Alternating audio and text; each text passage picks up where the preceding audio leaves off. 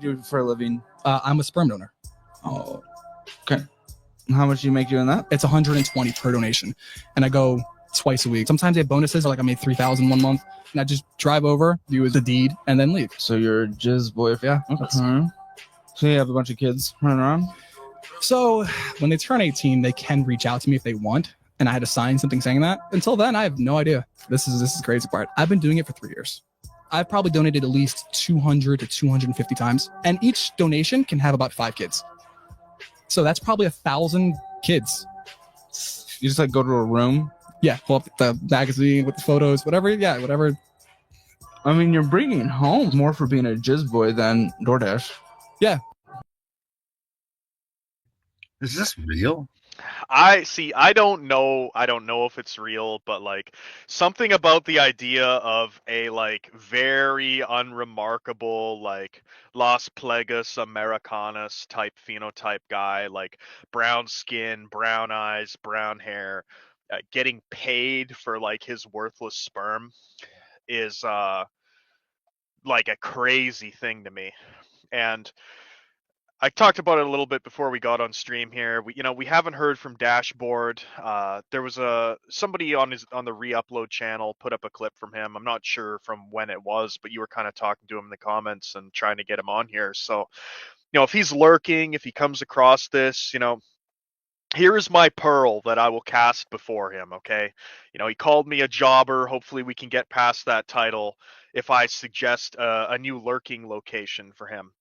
Okay, I'm curious. Anybody could do this experiment too. The real life demographic research. Post up and lurk outside a sperm bank and keep a little tally of who is actually going in there and getting paid. That's what I'd like to know, because I bet you that this probably is real. It's probably a bunch of 5'5" Goblino men going in and out of there, getting paid for their oh so precious seed. And this is also like, I shared this video with Hyperborean Knowledge, and he laughed at it and said, third world women pay like top dollar for like Aryan, like 6'5", like blonde hair, blue eye, like sperm donations. Meanwhile, like Amerimut women are paying for this, and the whole thing is so like slanted. Notice when the interviewer Caleb says, so you've got like 1,000 babies, the editor pops up on the bottom of the clip a bunch of white babies, which is definitely not what this guy's jizz will be making. You got brown men being paid thousands of dollars a month for their seed while doing absolutely nothing else. They can't figure out why white boys don't want to work. And the birth rate is somehow going down. So that's what I suggest. I'd like to hear the street lurking reports of what people see if they camp out, dressed like a hobo or something out front of the sperm bank, and see who's coming and going from there. Because I bet you it's not good looking guys. This is probably what Zog is paying for at this point. There's an argument to be made that maybe these guys, the sperm bank jots down their stats as better than this. Maybe they lie. They trick the women into thinking it's Chad's genes. And have you heard about the men having to pay child support for this shit? I mean, I don't think anybody that isn't white gets on the hook for a sperm donor child support. I think that's a unique hell crafted specifically for whitey. Yeah, maybe it could happen though. I've heard horror stories where somebody does the sperm bank thing and ends up paying child support. I've heard that. I don't know if it's. I mean, we've heard the same thing with teachers that fuck their 13-year-old student males and get pregnant by him, and then somehow he's on child support the second he turns 18. So it wouldn't shock me. Anything goes in pretty much any Western nation at this point. You can't. What's it called when the line between like absurdity and reality has been completely blurred, that you can't tell the difference anymore? You no longer know what's satirical and what isn't. Yeah, I don't know. It just seems weird to me to go to a sperm bank, but I guess maybe I should look it up, see if it exists, in my local area. I got You can pay me to whack it off in the fucking. no something tell like I'm a producer. Okay, I'd be like I could if I could be financially compensated for my gooning. Okay, like I'd be filling the vials there. Okay, I wouldn't work a normal job. I'd just have them set me up a cubicle at the bank, and I'd spend all day there. But I don't think that's how it works if you're in America or Canada if you're a white guy. Here in Canada, there was actually a large hubbub and complaints because they're using a legal loophole here in Canada to open blood donation for compensation clinics. So you go in, you give your a cup or 2 cups of blood or whatever it is, and they'll pay you like 50 or $60, and you can do it every couple days. And they were complaining that people need to be donating their blood for free. You can't get paid for this. That's un-Canadian. And I'm looking at it like I hope one of those opens near me. You can do it every 2 or 3 days. You make your 50, $60. Allegedly your body replenishes it quickly. I think that this is something. First of all, the thought that I had when I was reading about this is, why do boomer parents not do this? Okay, like the one thing your children could offer these boomers that want to live forever is blood transfusions. Why do these decrepit boomers that want to live forever, why are they not spending a little less money on cruises and a little bit more money buying blood from their younger family members? I'd be totally okay with this. Make a little bit of money extending your parents' lifespan. Everybody kind of wins. Your parents don't want it, or they find it unethical or whatever. Find some other boomer that wants to tack a couple years onto their life. So I think this is kind of the future. If I could find some boomer that I had like a blood type match for, like I didn't take any vaccine, I don't have any fucking diseases, my blood sugar might be a little bit high, but just don't drink any Coke, boomer, and you should be okay. It should be healthy other than that. It'd be like yeah, blood sugar daddy. yeah, exactly. And yeah, you could probably make like a decent living off of this. If I could just coom and give blood, like if you were making $50 every 2 days giving blood, now what's that? It's like 750, $800 a month doing nothing. So Have you ever donated plasma? no, I had blood. I got mono when I was a kid, so they had to take blood tests to like see if I had it or not. When I had my kidney stone earlier this year, same thing. They did like a blood test to like rule out other things, but never like gave plasma. No. Do you know what that is? Do they do that in Canada?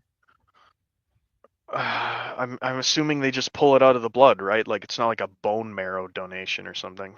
They take your blood, then it runs through a machine, and they like filter out all. Oh, they separate it. Yeah, like yeah. The Like, imagine there's like like a big ass Fiji water bottle like next to you, and you watch it drip until it's full of plasma. It's horrible, dude. Takes like 3 hours, or maybe not that long, but it takes a long time. yeah, I mean, I wouldn't want to do that. I just do the blood. I don't want unless you get paid a lot for it or whatever. Like, why do they? Why? Well, you don't seem to know about this shit. I don't even know about it. But man, have all the public, the fat, the old, the young, the brown, the black, the white person, the poor person, all lining up to fucking give their quote plasma away. This doesn't seem right. Something's not right here. This is exploitive. It has to be. There's no way they'd give money. Like they don't give you money for no reason. Like something's being drawn from the public, and it's like, well, yeah, it's because it's the life extension stuff, right? Like they've done all these experiments where if you put the blood of young mice into old mice, it has like an immediate and massive rejuvenating effect. Like it reduces the genetic age of the older mice dramatically. So I donated plasma one time, bro. I'll never do it again. I had some poor, like, I don't know, he was like a player. he had like a ladies' man. Dude was fucking real good with women, but he never wanted to work and like lived off of women that he'd fuck or whatever. And Base. he dragged me to one of these places to do this, and I was like, bro, I am never doing that ever again. I don't know how people do it. And I'd rather just steal the money from like, I don't know, a grocery store or something, or just steal food or steal whatever. These I'd rather steal than donate plasma. these doofy sort of guys that live off of women seem to be like extremely common. If you watch that Caleb Hammer's channel, like the one where he was interviewing the sperm donation guy, every other one on there, it's either like white women lesbian couples that are like in financial destitute somehow, despite being like the most desirable minority to be hired for everything, or it is like mid woman with just the doofy maxed, like bald head, big soy beard, like high body fat percentage, double arm sleeve of Nintendo Bing Bing Wahoo tattoos, the flat brim cap, the sports jersey sort of guys. And these guys are just one of them I was actually laughing about. The comments are full of like normies going, "Oh, you gotta leave him. He's financially trapping you. Like he's a predator. Like this is dangerous. You gotta get out of there, sister. Like, oh my god, I feel so bad for her." But that one in particular was a single mother. So she had a daughter from a previous couple, and she tried to like beta bucks cuck this guy, and he like flipped it around on her. He just is absolutely useless. He maxes out her credit cards. He like drains the bank account, and I don't feel I couldn't be that doofy, but I don't feel bad for the woman either. Because just like she picked the absent baby daddy, she picked this guy to be the replacement. Now, women are the architects of their own misery, and unless they had something forced upon them, which, like, outside of very brutal situations, just doesn't happen anymore, I can't help but sit back and laugh. And everybody in the comments is disgusted. Caleb is like, "This marriage isn't working. You need to break up with him for your daughter." She won't. She'll stick with him because it's him or nothing. Even if all he ever does is fucking roll the garbage can out to the street, like that's good enough for a woman like that, apparently.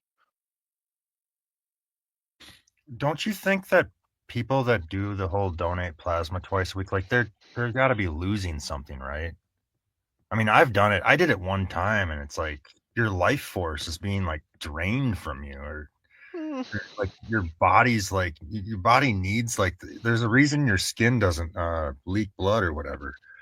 Like piercing your skin and drawing, fluids Yeah, from. I mean, I'm kind of tongue in cheek advocating for this. If I was experiencing like adverse health effects from it, I'd obviously stop doing it, right? If I experienced like, I had like a drop in energy or something like that, I was feeling ill, I'd reconsider it. But I felt like such a lab rat. I didn't do it. I did it like 20 years ago. One time. I did it one time. I'll never do it again. And they built them in like the suburbs, like back when I was like a young man. mhm. They had them like in like the city centers, like with all the like homies and shit and all the non-white people. Now they have them all over the suburbs, so Lily Whites can go and donate without being hassled by black people. I think what bothered me when I was reading about it mainly was that in this sphere, we're constantly told that, like, we're not entitled to anything. Like, if you're white, you're not entitled to the countries that your forefathers built. If you're male, you're not entitled to women. If you're unemployed, you're not entitled to a job. You're not entitled to anything. But the attitude amongst the public and the people that were penning these articles were very much, like they felt entitled to your blood. Like, oh no no no no no, like who cares if the blood banks don't have enough blood for people? We shouldn't incentivize. There shouldn't be any kind of a reward for donating. No, we're entitled to it. They should just be giving it to us for free. So Have you donated blood before? I haven't been paid to Or donate no, blood before. I I already, would if I you, could if I could just go, dude, on a neat lifestyle living in my mom's basement, that would be excellent. If I could go once a week, jerk off in a cup, twice a week, give a cup or two of blood, and make like $300 for doing, I'm beating off already anyway. You know, like that would be no problem. I've got a thinking about how much money that guy's made. I've got a crusty spot on the carpet in my bedroom that, you know, is probably, you know, the square footage for value there is comparable to some like oil rich states. You know, knowing how much money this guy's been making for it. My grandmother used to donate blood, and like she felt so good about doing it. Like I just said, why would you do that? Like just keep your blood. Like fuck, why should anybody fucking help out with society? Fuck that. Keep your fucking fluids, all of it. Yeah, I feel like the chump change that you're getting is probably not ideal, but like whatever loophole they're using to sell it, I think that the way to do this would be to find some kind of rich billionaire, millionaire sort of boomer that you God, have a compatibility with, and just do it on a 1-to-1 person like transfusion basis. some fucking fat cat piece of shit is getting rich off this shit. For sure, right? Some asshole's getting rich. Fucking all the fucking Walmart. I think the people are already rich. I think that, you know, beyond a certain point of wealth, your objectives change. You know, people always they go with the get woke, go broke nonsense, but these people don't care that they're losing money. You know, they're post money in that sense. They're there to push an ideology, I and know they don't care if it costs them a bunch of money. the In go the same woke way with this. the go woke go broke is so cringe. Imagine the public or the red pill tard thinks like he's getting one over on like the elite who push out this propaganda. Like no, like your talking points are No, like like they're just gonna flood the market with all of this, and like eventually you're gonna start buying it again anyway. Look at like the Assassin's Creed Shadows with the Black Samurai. Like people tried to protest that, and now it's supposed to be like selling very well, like it's in contention for Game of the Year or most purchased on Steam or something like that. Like it's nonsense, but in the same sense with this blood stuff, because they're not getting rich selling the blood. Maybe some like middleman is, but the people that it's going to are going to be people that want more time instead of more money. You know, what good is money if you're not going to survive to enjoy it? So, I don't want to donate blood. I don't want other people's blood in my body. I don't know. I'm like a kind of weird like nature person or what, a natural person. I don't want anybody's blood. If I can't survive without my own blood, fucking get me out of here then. I don't get it. Like this blood obsession and uh trying to like the athletes were doing that with like the the EPO blood doping. yeah, blood doping and this is creepy and weird and like Yeah, lab rat. I mean having it taken out of me though. It's one of those things where like I have it's like I've spilled enough blood and never been compensated that it doesn't bother me. You know, I'd giving blood is one thing. I wouldn't take blood. You know, I'd have to be really bad up or have it happen without my consent. Like giving blood, I don't care. Do you know what your blood type is? Uh I do, but in case, you know, some Israeli organ harvester is listening, I'd rather not divulge. I don't need him searching for matches. Yeah, I You know, used to know. I don't know anymore. I forgot. there's one blood type that's better than all the others though. Like you could probably make a handsome profit if you had this blood type because, you know, you're a universal donor. You know, you're a match for everybody. So, Yeah. Let's watch a video or something. Let me see what I got here. What do I got? All right, let's do this one just because I don't know. It's been on the fucking radar for everybody's hearing about it. Let's do it. Person, go and grab it. Is she going somewhere? Right. Yeah, I'm I'm sure you're confused. I'll explain it to you. You're Christina? Okay, Christina, can you step out of the car for me? I know you're confused. I'll explain everything to you. You don't have anything on you. You can just grab whatever you need. Whatever I need. Yeah, whatever you need, your phone, your purse, go ahead and grab it. Is she going somewhere? Or? Yeah, we're gonna explain everything to you guys. Go ahead and grab it. We're not going anywhere right now. Of course, yeah. I don't understand what's going on here. I get it, yeah. You can go grab your things. Can he come with me? Yes. You stay there right for right now, sir. Just stay there. But yes, you can. But come on back here. Should I shut the car off? Oh yeah. Go ahead. Goes off. Okay. Let's right back over here. So we do have an investigation going on. We have to talk to you about it at the police department. Okay. So we're gonna explain everything to you there. It's not my investigation. I don't know the full details. We do have to bring you there though. Okay. So I do have to put you in handcuffs and bring you to the police department. Just a down Handcuffs? Yes, unfortunately, yes. I'm like willing to go with you. I get it. Yeah, unfortunately, we have to do it that way. Do me a favor. We'll just take this off. Can I ask you what? Of course, yeah. It's not like I said. It's not my investigation. Obviously, we're here for a reason. So go ahead and turn around for me.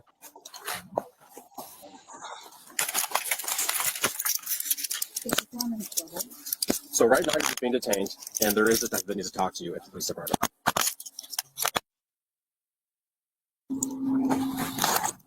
So we'll let your husband know. No, he can just come to the police department as well if he wants to wait for you there. I'm like. I get it. You have a lot of questions. So scared. Yeah, everything's okay. We just need to talk to you at the police department. That's all. Nothing else on your pocket right now. Anything else? My phone. Just your phone. Okay. Okay.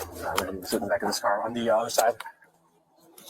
Once you get to the police department, you'll talk to the detective and he'll explain everything to you. But you can't even give me like an idea At the moment, what this is about. Other than that, it's an investigation. That's all I can really tell you right now. I'm sorry. I wish I could tell you more.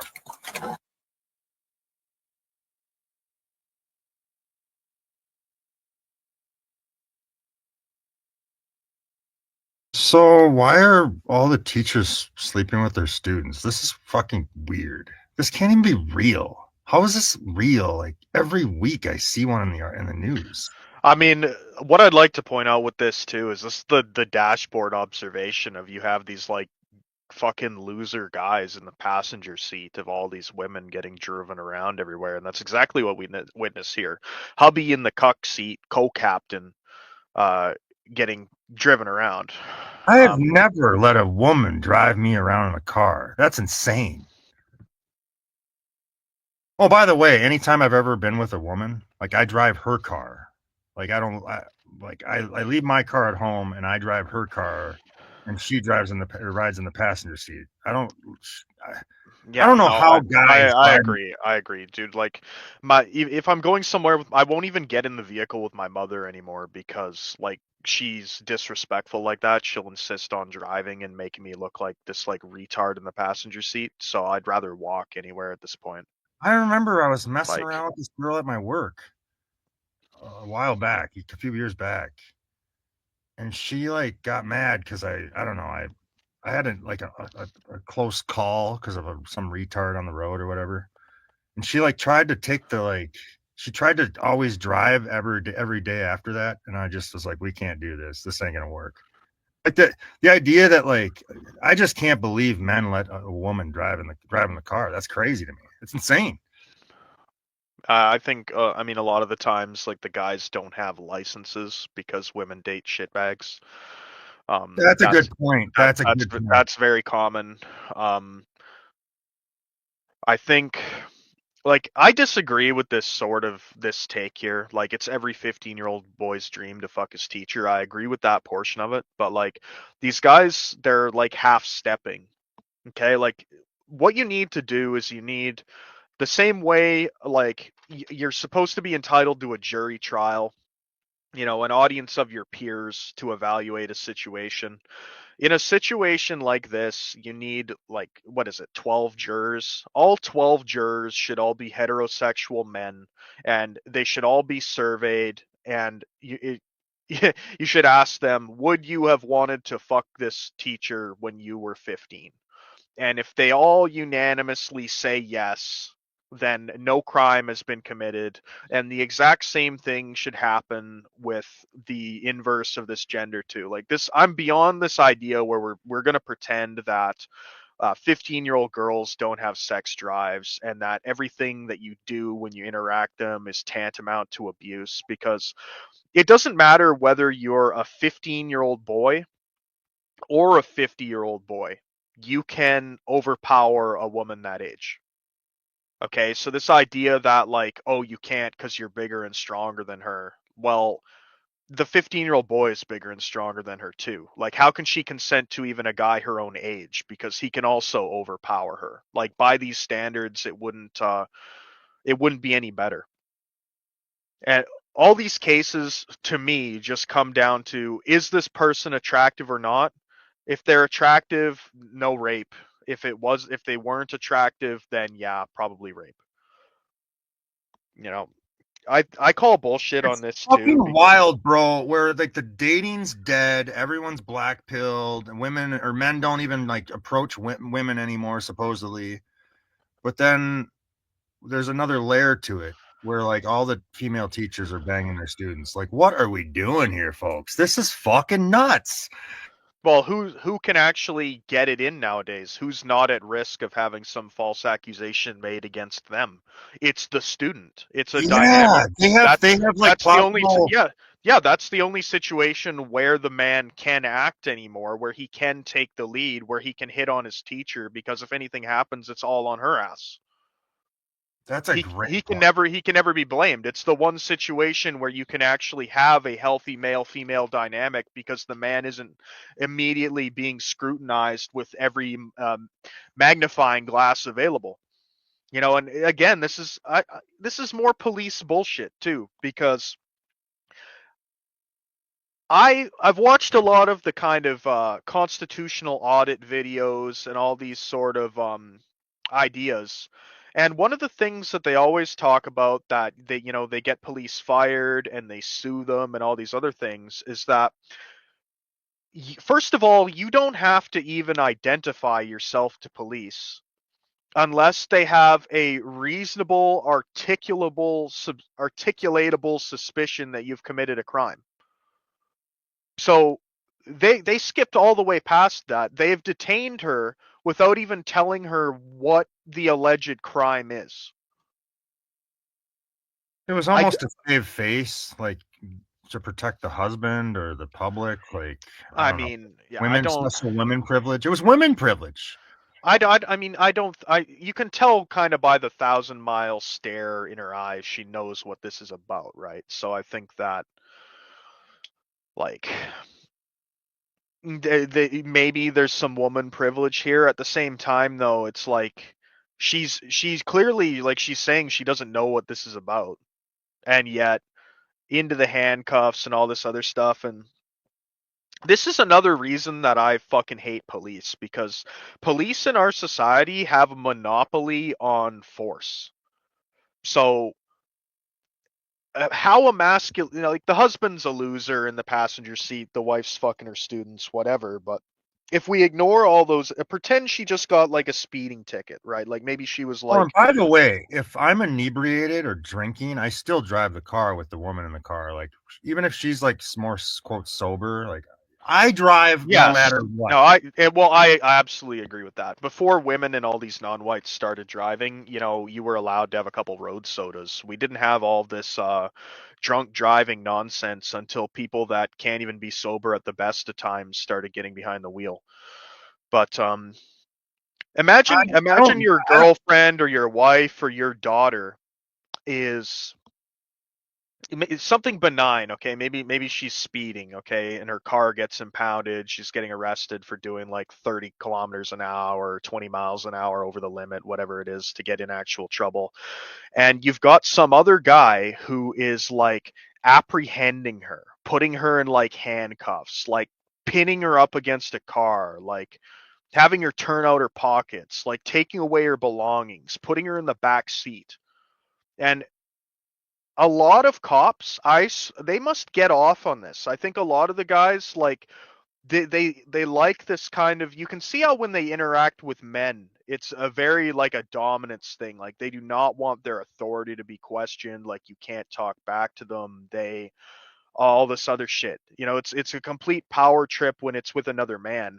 If they can't separate the job from the behavior when they're dealing with other men, it's no stretch of the imagination to me to say that there's some sort of like psychosexual dynamic when they get some attractive girl in this sort of situation. And it's not uncommon you hear cops getting blowjobs or other things to, or like getting girls' numbers to get out of tickets and all this other shit. Like that is just another reason I would never want to have. Like imagine you have like a daughter and she's fucking underage drinking, and a cop has to tackle her because she's underage drinking at a party or something and apprehend her. Okay, his hands are all over her. He's fucking throwing her into the car. He's swabbing her fucking mouth. He's making her suck on the alcohol testing device. And people are just like okay with this. The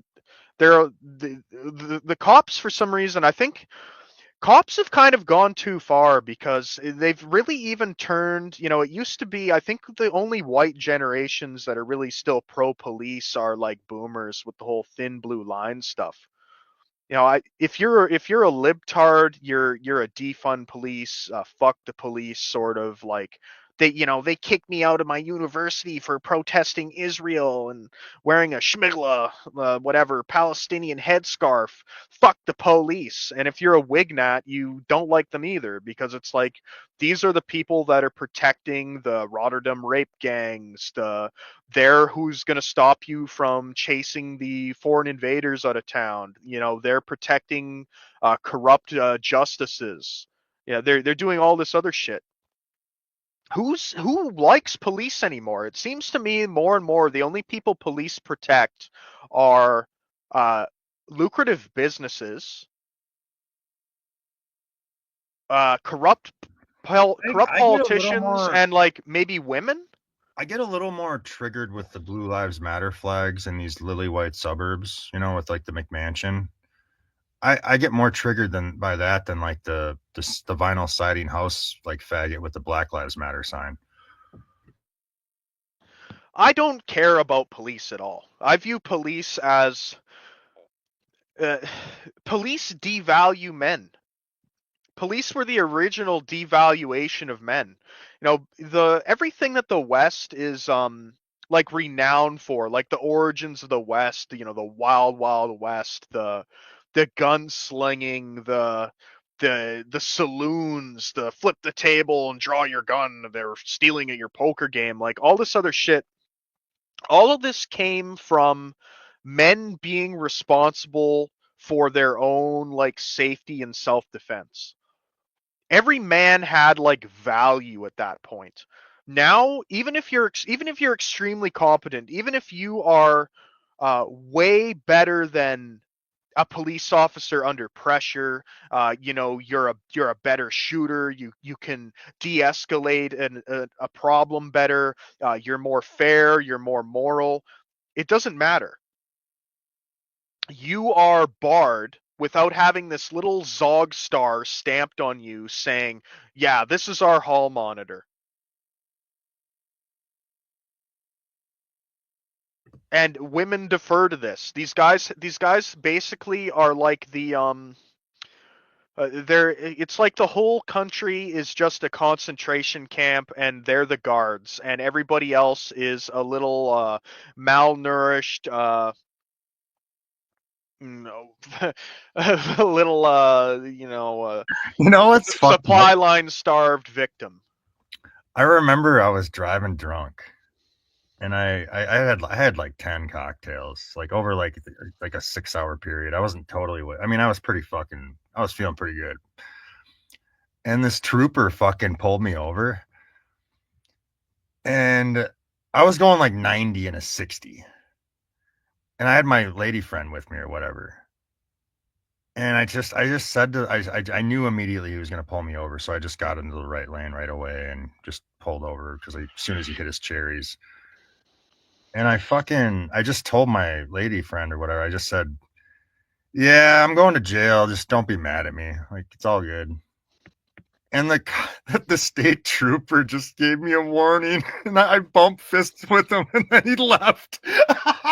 Yeah, and I've had some good experiences. Some of them aren't like all bad. This isn't to say I hate all police, but I hate what police have done because they've ruined the dynamics between people and their government.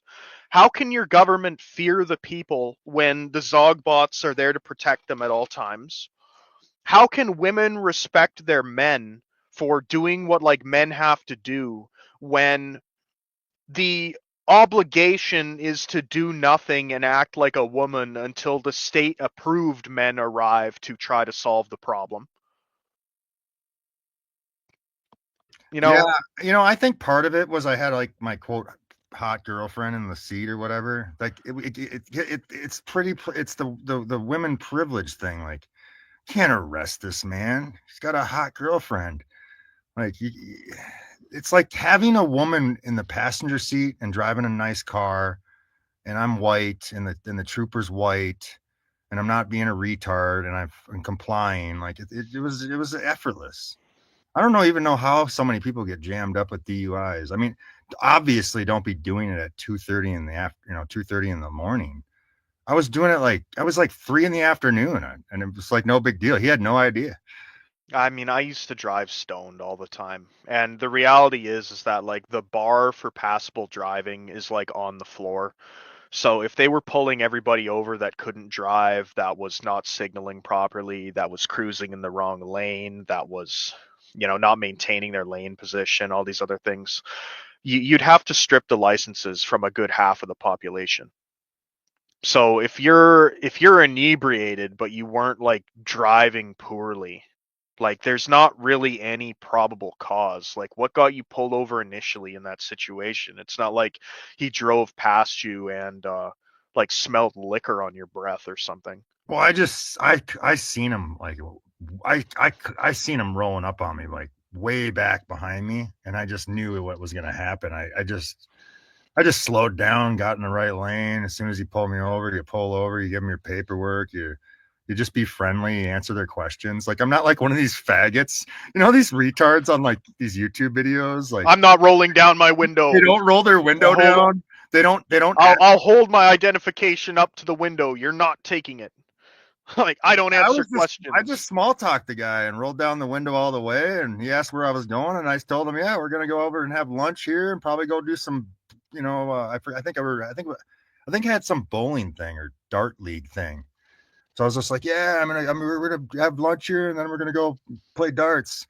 And he just didn't think nothing of it. Like, just be friendly and nice, and just make up some bullshit. You don't have to be a dick about it. Like the cops, like that, the whole like pushing back on authority and like as a free a free individual, and you're retarded, dude.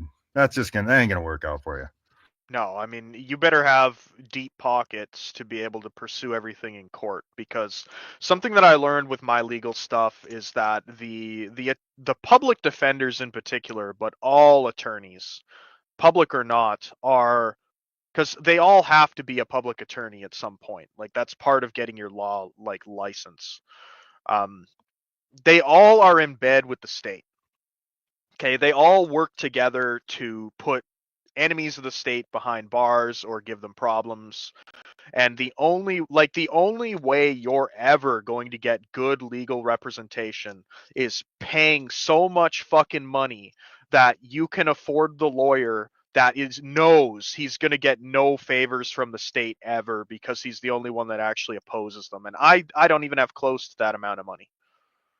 So unless you're willing to just spend like unless you have fuck you money to make a point when you're dealing with one of these police officers, it's better to just kind of go along to get along without incriminating yourself, obviously. But like you're not going to talk your way out of it in an aggressive tone.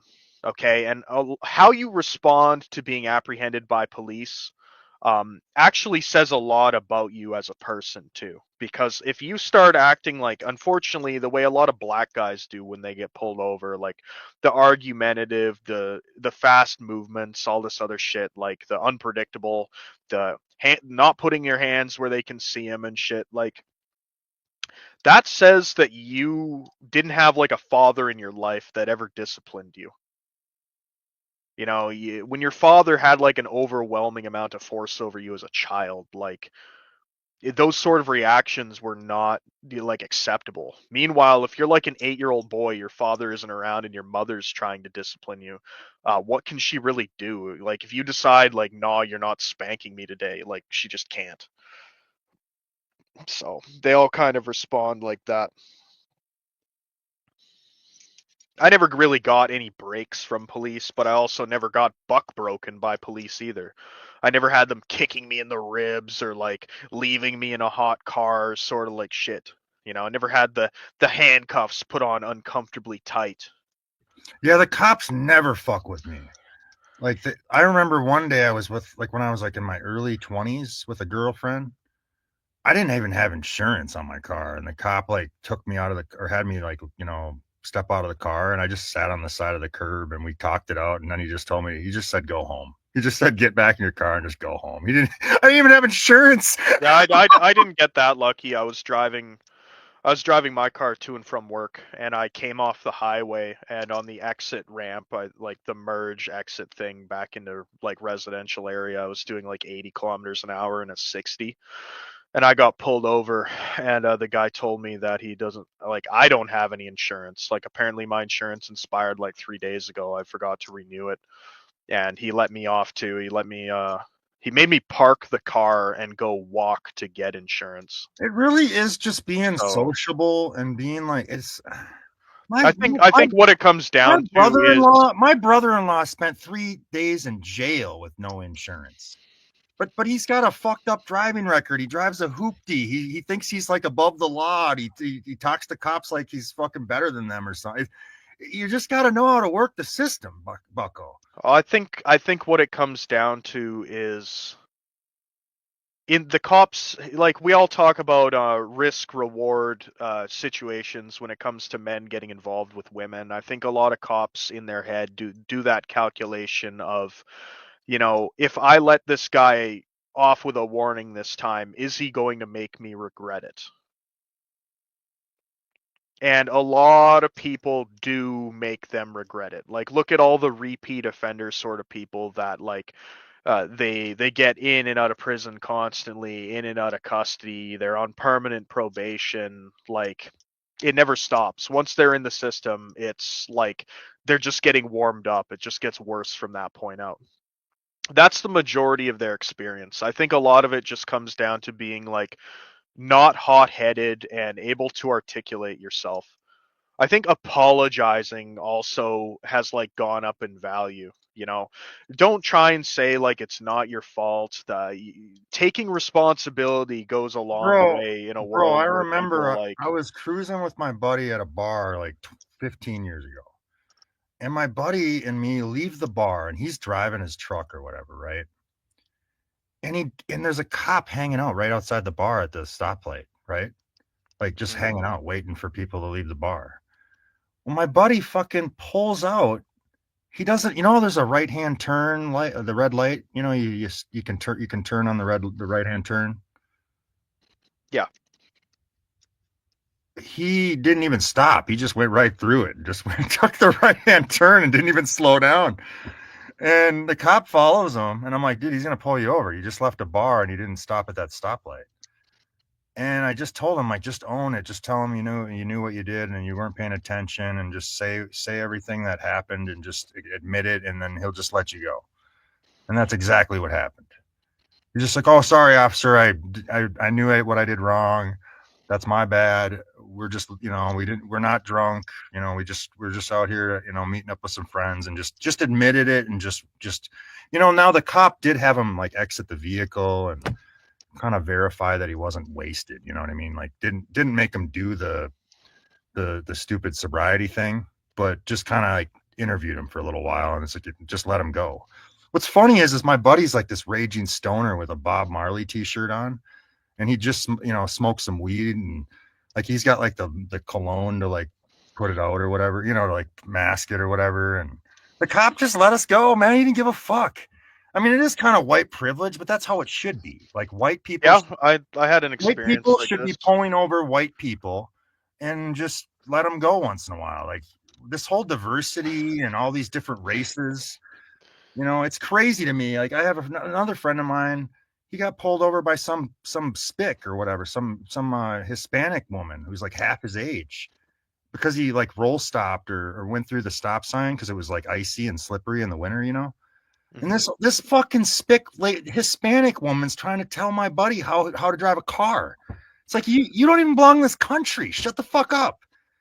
So yeah, she gave him a warning, Yeah, but the only time I ever got just the only, imagine some Hispanic woman, some frumpy Hispanic girl trying to tell me how to drive a car. Shut the fuck up and go home. Get out of my face. yeah, the only time I ever actually got a ticket in my life, it was a woman. And it was like I was driving like I was working at like a used car dealership, and I got sent to like take one of the used cars, like a truck, to like take all the recycling in because not much was going on. And the truck they sent me in had like a super bad like slipping transmission.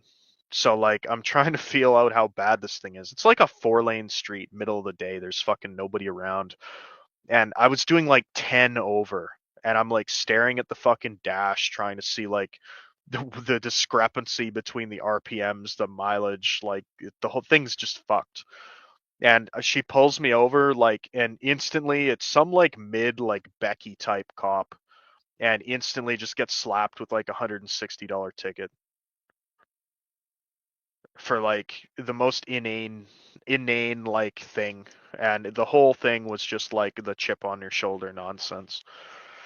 I had some hot blonde back in the day too. She pulled me over, and I didn't have insurance. I didn't have proof of insurance. I don't know. Maybe I didn't have insurance. I don't remember. I didn't have my documents. She didn't give a fuck. It was fine. No ticket. Just be careful. Blah blah blah. I think I passed on the right hand side. You know, when you're in those 2-lane highways and someone's taking a left, and you just kind of go around them because it's like I ain't waiting or stopping. Fuck that. And that's like an illegal like maneuver or whatever. She pulled me over. Oh, where's your insurance? I don't know. I forgot it. She just fucking didn't care. It's fucking awesome. Like cops don't fuck with me. You just got to be nice to them. Well, they can look it up in the system. Like having to produce the stuff is kind of like an insane formality at this point. They can just scan your license plate and they'll know right then who the car is supposed to be insured to. Like it'll have a description of you. It'll say whether like your insurance policy is active, whether you have any like warrants for your Well, arrest or all this other shit. this was like 20 years ago. They don't have all that bullshit. They don't have all that information. The insurance stuff is definitely new. Now they can pull that up right away, I think. I don't know. They've had the laptop in their passenger seat for a long time now. Like that's not at least like since the early 2000s. I've gotten some speeding tickets over the years, but I was like flagrantly just breaking the law. I think I was going 80 and a 55 or like just fucking just goosing it with like a shitty fucking SUV or something. I've got a few fucking speeding tickets over the years, like 2 or 3, but that's like spread out over like 12 years, 20 years. Yeah, I had that woman give me an instant ticket for like hardly any over the limit, and I had like an obese Santa Claus looking boomer cop pull me over on his motorcycle, and he like chewed me out for probably like 30 minutes on the side of the road because my headlights had an amber tint. So I don't know. Like if you get one of the low tier frat bro cops, they're normally pretty relaxed. But you can Oh, by tell the why way, those guys get into the job, man. It's like it's easy money, it's job security, and there's no such thing as an incel cop. I don't think I've it's ever high met one. status. It's high status. I mean, Yeah. you'll never be incel if you're a cop. I mean, the only thing that sucks is they work crazy weird hours and have to deal with black people all the time. That'd be terrible. I don't know. Yeah, that clip's just annoying from like multiple angles. I think a lot of the time with these like teachers fucking their students. Like people will often say like, oh, if I was fucking that teacher, I wouldn't tell anyone. I wouldn't brag. I'd want to keep clapping her cheeks. And I think that's kind of the sensible take. But I think what's happening is that I wouldn't be surprised if these women are fucking multiple of their students at once. And that would get me to snitch on one of these cops too. Like if I was clapping my hot teacher's cheeks and I found out she was letting somebody else hit as well, I'd turn her in for cheating on me. So I wonder how much of that happens.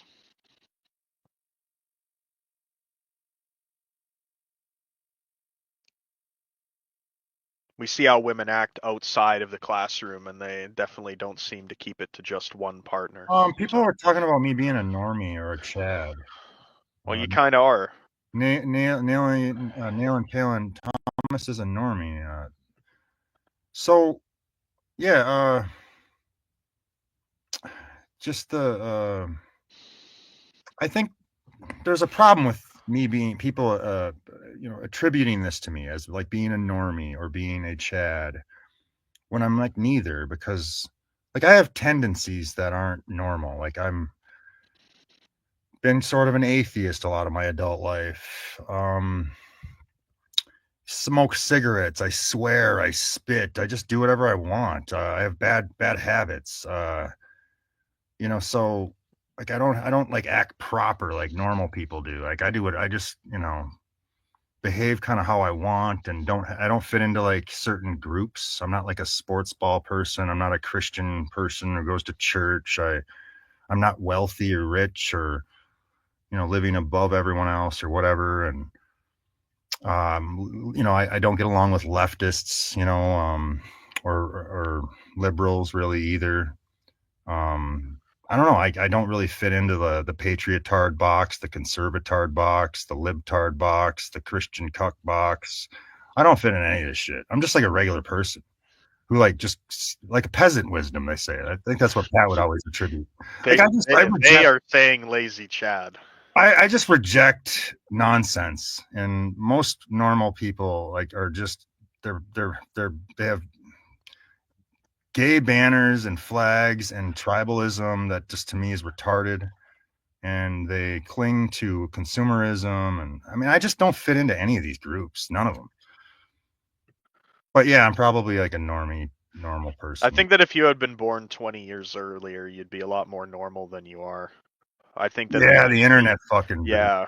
I spent too much time wanting to hear and listen to any and everybody like points of view. Like I have listened to anything and everything that you can find on the internet because I just want to hear. I mean, I like talking to you, and you never bore me, and you still have like hot takes and stuff, and I like your just you really do have a great verbal IQ or whatever the fuck. But usually people bore me. Like after like 6 hours, I can kind of figure out. Like people listen to Eric Stryker, for example, that Wignat or whatever. I listened to him like 10 years ago. He's boring. No offense. Like I don't even hate Stryker, but I already know what he's about. I want to like move on to the next guy. And like we got to listen to this person and that person. And there's just so much to like gather, and like spending all your time listening to the same, the same guy, the same personality who says the same shit over and over again is boring. Yeah, a lot of people are really one-dimensional.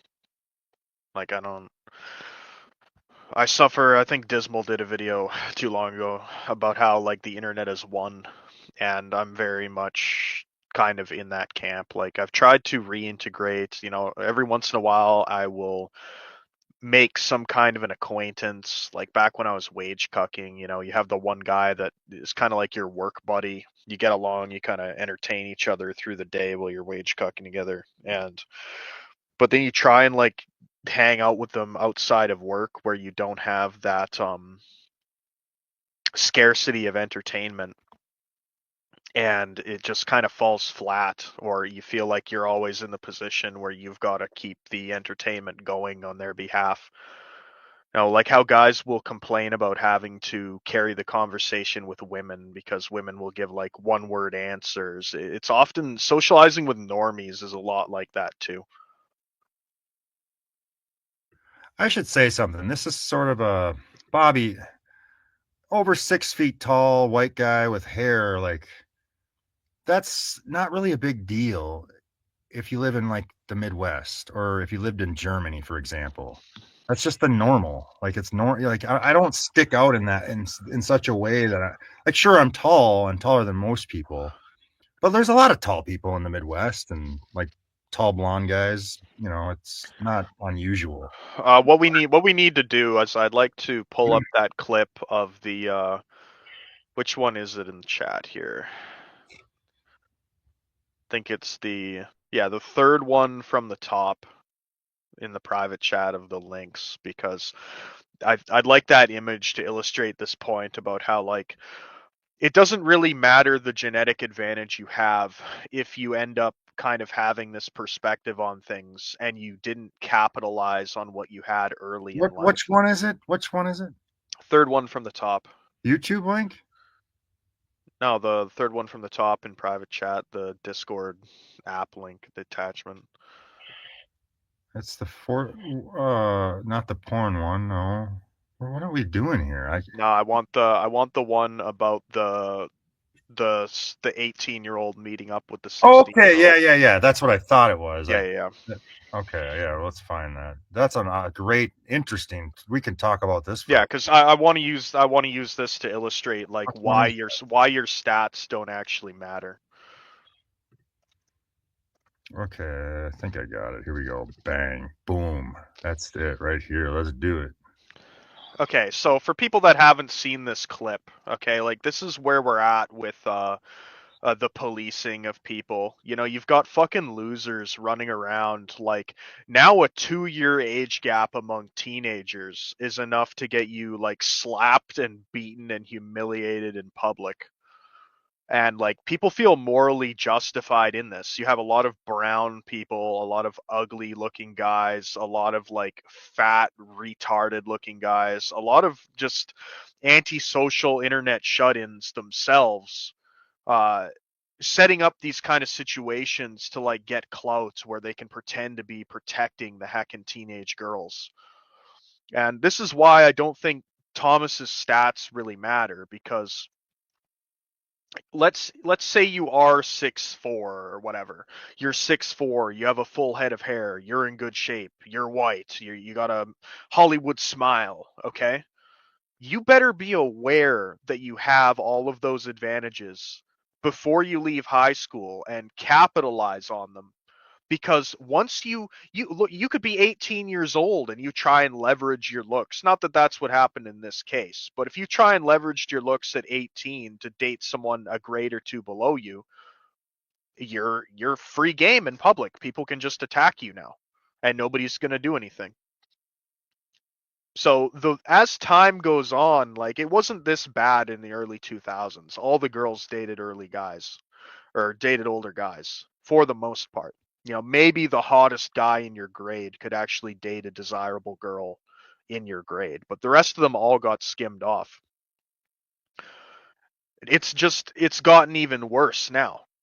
It doesn't matter if you're a late bloomer or, you just realized you're actually good looking.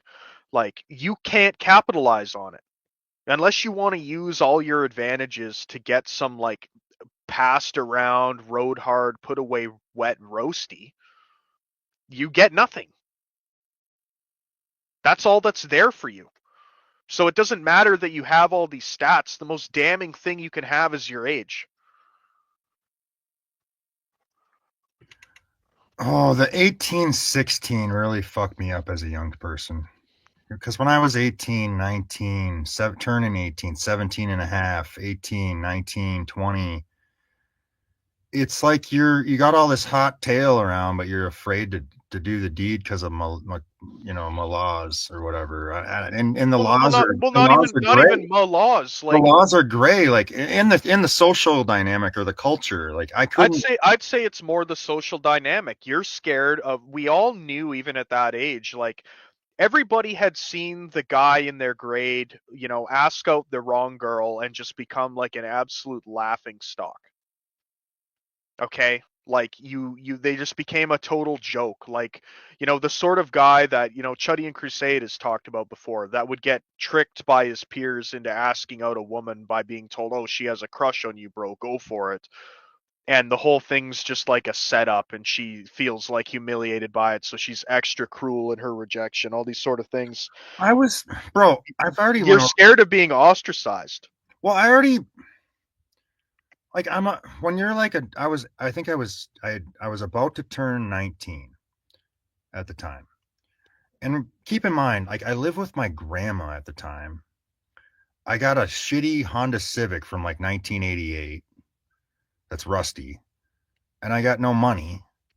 And a 15-year-old girl across the street wants to like basically marry me and like fall in love with me. But it's like I was apprehensive and reluctant and scared or nervous and not knowing how to handle that situation, because it's like, is this proper or right? It wasn't that I didn't want to fuck her. It's that like my dad and mother and my grandma and all the like friends and in the school, like, it's like illegal. It's like you can't do that. And it's so, to me, seemed normal, like when it was happening Yeah. at the time. Yeah, women don't respect guys their own age at all. So I don't believe in age parity relationships at all, and women don't believe in them either until they get a little bit older. No, That's part of this is a very common opinion. Women complaining about how boys their age are immature. Like that used to hear that every other sentence out of a girl's mouth in the early 2000s, 2010s. Yeah, and I really liked her, but like I wasn't ready for anything because I lived with my grandma, I had no money, and this girl's like in love with me, and she's, you know, of course she's hot. She's 15, almost 16, and looks like a fucking smoke show, right? She's perfect, fully developed or whatever, and you know, puberty, all that bullshit. But it was like I couldn't do it. I just, because I'm like a slave. I got nothing. I got no money, and and by the way, her family like thought me and my brother were like rabble rousers or bad people. Like we could, you know what I mean? So it just wouldn't have went out. It wouldn't have been good to like do that. I would have been like, you know, tarred and feathered by the mother. Yeah, I think a lot of this is women sabotaging. You know, like the problem there's lots of complaints about how, you know, we're not in this kind of high trust tribal society anymore. And we've lost the trust, but we've kept the proximity. So now, like, what if you were in this small, tightly knit kind of tribe thing, people would know you a lot better. They'd know the actual risk of that sort of thing happening and how you'd probably treat that girl. Instead, we have none of the trust, but all of the proximity, where always people assume the worst.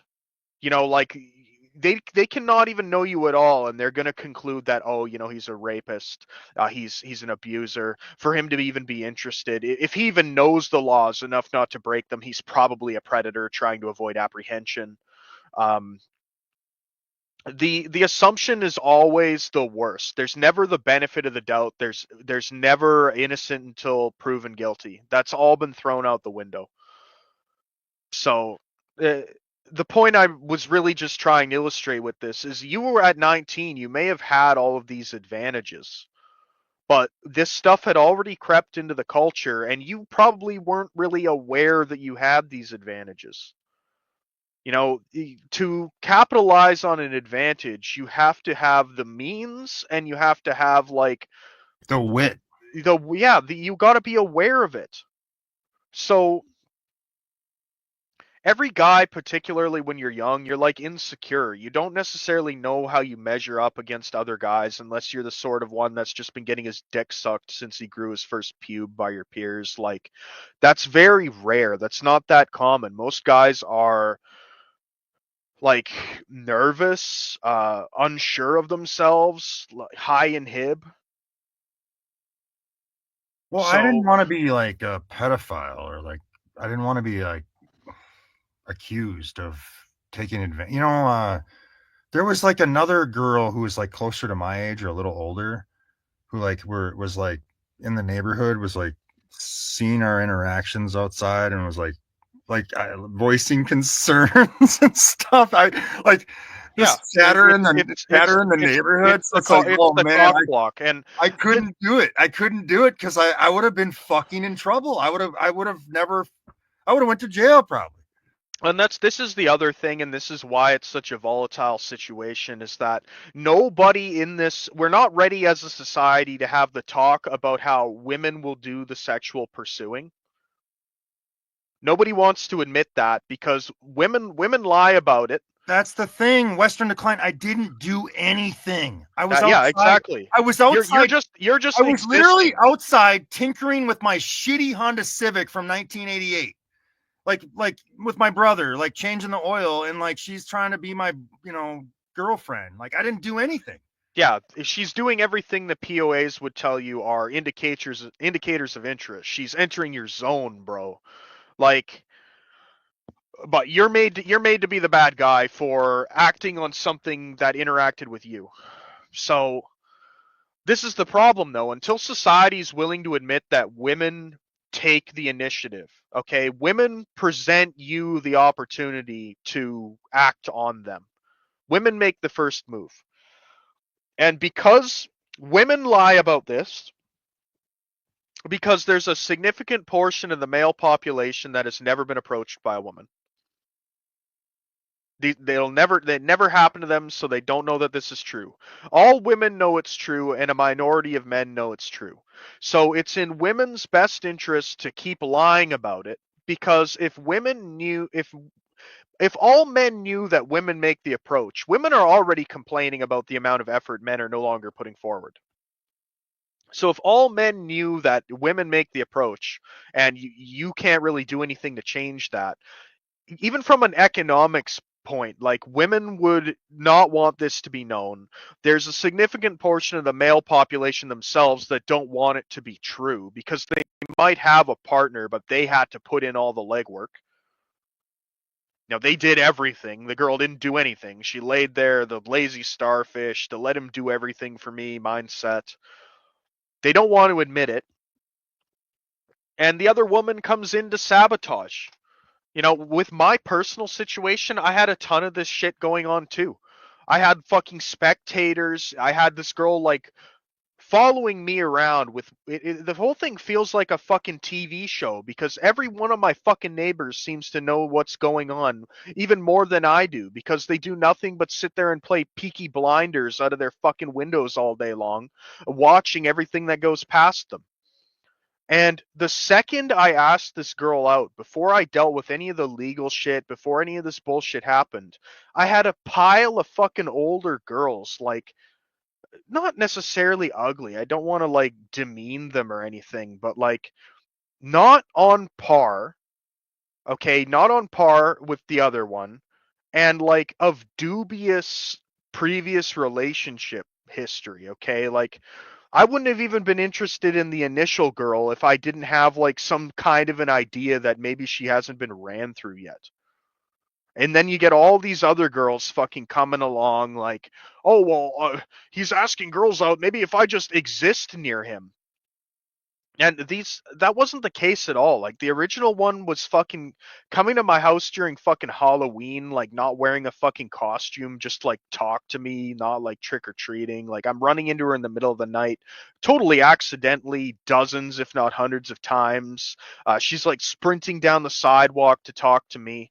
And then I get like some 26-year-old bitch who like jogs past me while I'm walking my dog. And I'm supposed to like put in the same amount of effort for that. It's like a worse version and they're fucking half-assing it compared to the initial one. I'm supposed to bend over backwards. But this is what happens. It's like if all the fucking like little neighborhood watch spy faggots around you see that you're going to get something good, they try to bait and switch you. Okay, like we had when I was playing World of Warcraft, we had this kind of concept of like dummy loot. And dummy loot was like items that maybe they looked cool, but they didn't have the appropriate stats. They weren't like the best in slot item. And you'd always try and trick like the dumb bad players in your guild into taking these like dummy loot, because you might pass on a temporary upgrade, let them have the dummy loot. So when the best item drops, you can point at them and go, "Oh, look, he already got something. It's a bigger upgrade for me now." And you do this by holding out for the best piece. And that's what these people are doing with these women. If they see that you are potentially in position or able, you might get something really, really, really good, really nice, really enviable. They'll pile up this fucking dummy loot shit at you, trying to get you to bite on a hook covered in feces. Good stuff, Bucko. All right, we're gonna share another image here.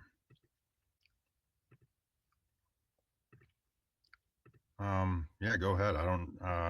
I'll react after you.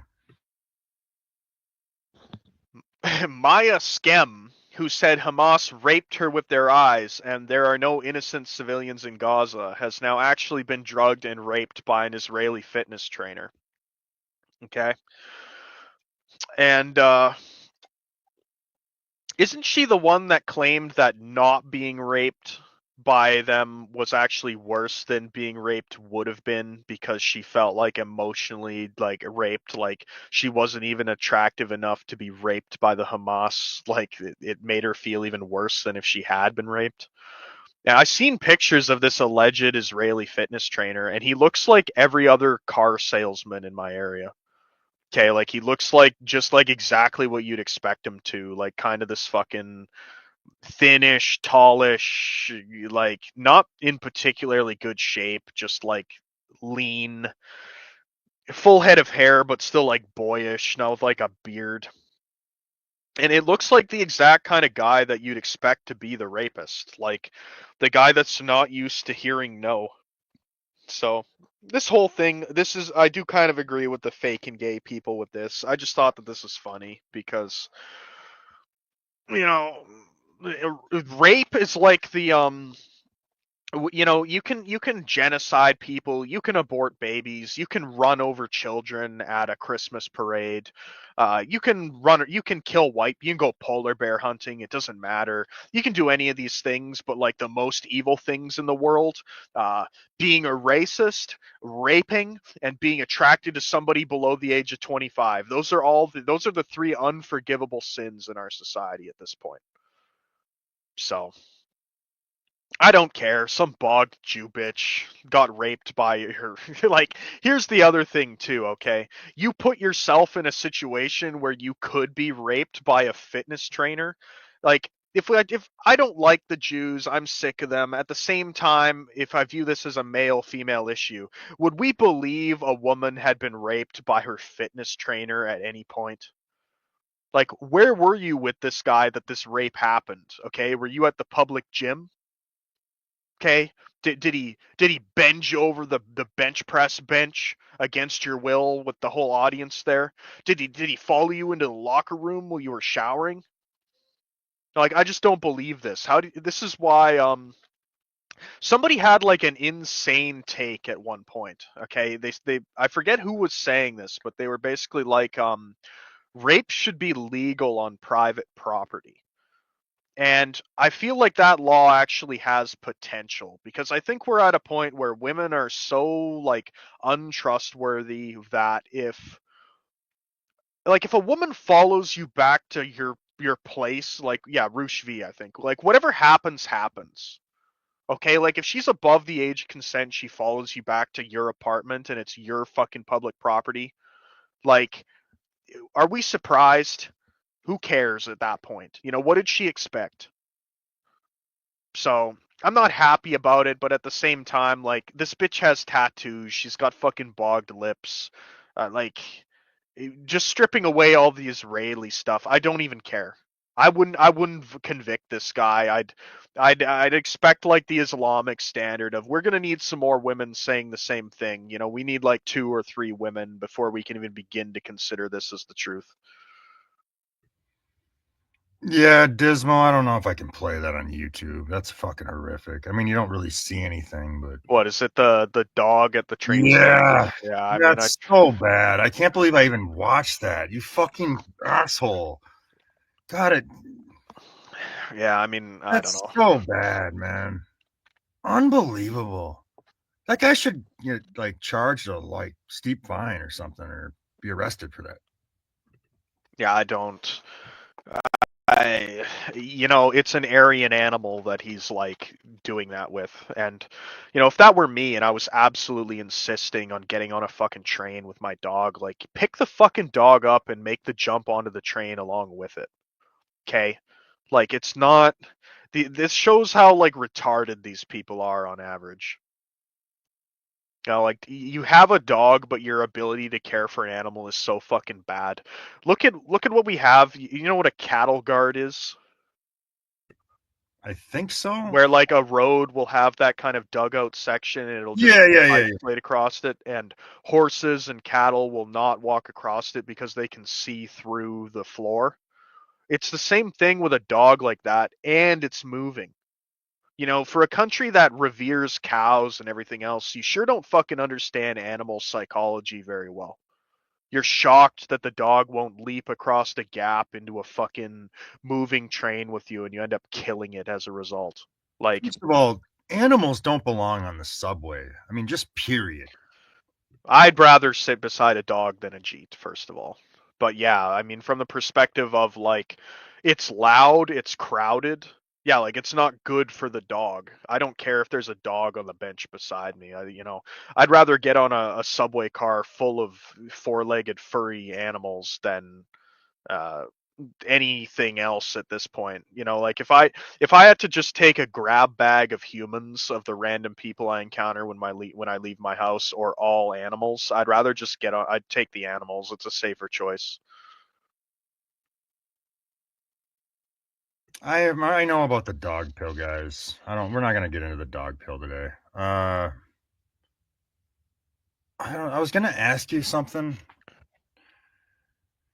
So, you know how like there's the black pill community and there's just all these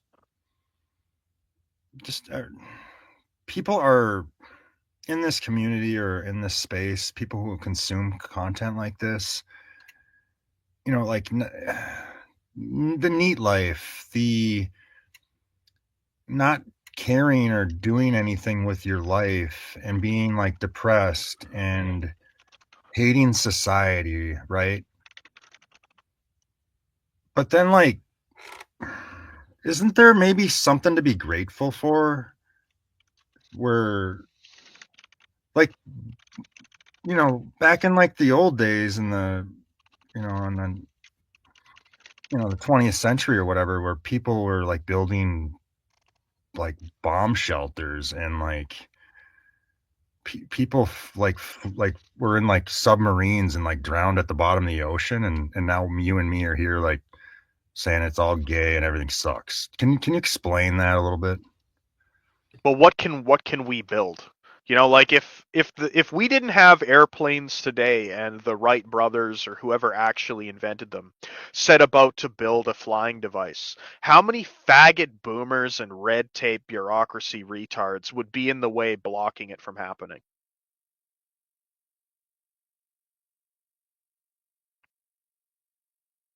So I don't really look at these people and conclude, oh, they were so great. They had an environment that was like beneficial for advancing things. Can't do anything now. It reminds me of a clip. Some guy, he's like what do you call them? They jump on airplanes with a parachute for fun. Skydiver. He skydived out of an airplane and he landed on top of a like a tall building, like 50 stories, 100 stories or whatever. And he's up there, he's filming, he's like, haha, I did the landing. And some like security guards come busting out of the door onto the roof to like fucking apprehend him for like landing on their building. And the guy just fucking walks over to the edge with his parachute and he's like, he's laughing at them while he's filming. He goes, oh, I'm just going to jump again. And they're like, no, don't jump. And like he just runs off the edge and he jumps. He parachutes down then off the building. They can't apprehend him. But that's kind of what it was like though. Like he got away with this because the few people trying to stop him have like no real authority to do so. You know, maybe there were people saying flying is too dangerous. Men shouldn't take to the skies back when the Wright brothers were trying to invent. But people didn't have any legal right to stop them. And that's what we have now. Like you can't fucking do anything. Imagine trying to build a submarine today. What happens with your submarine? Doesn't the fucking Coast Guard sink all submarines that they don't know are there because they assume that it's like the cartel trafficking drugs or something with it? Pretty sure they just sink them. Yeah. Would you ever want to go to NASA, like the museums or whatever? Like No.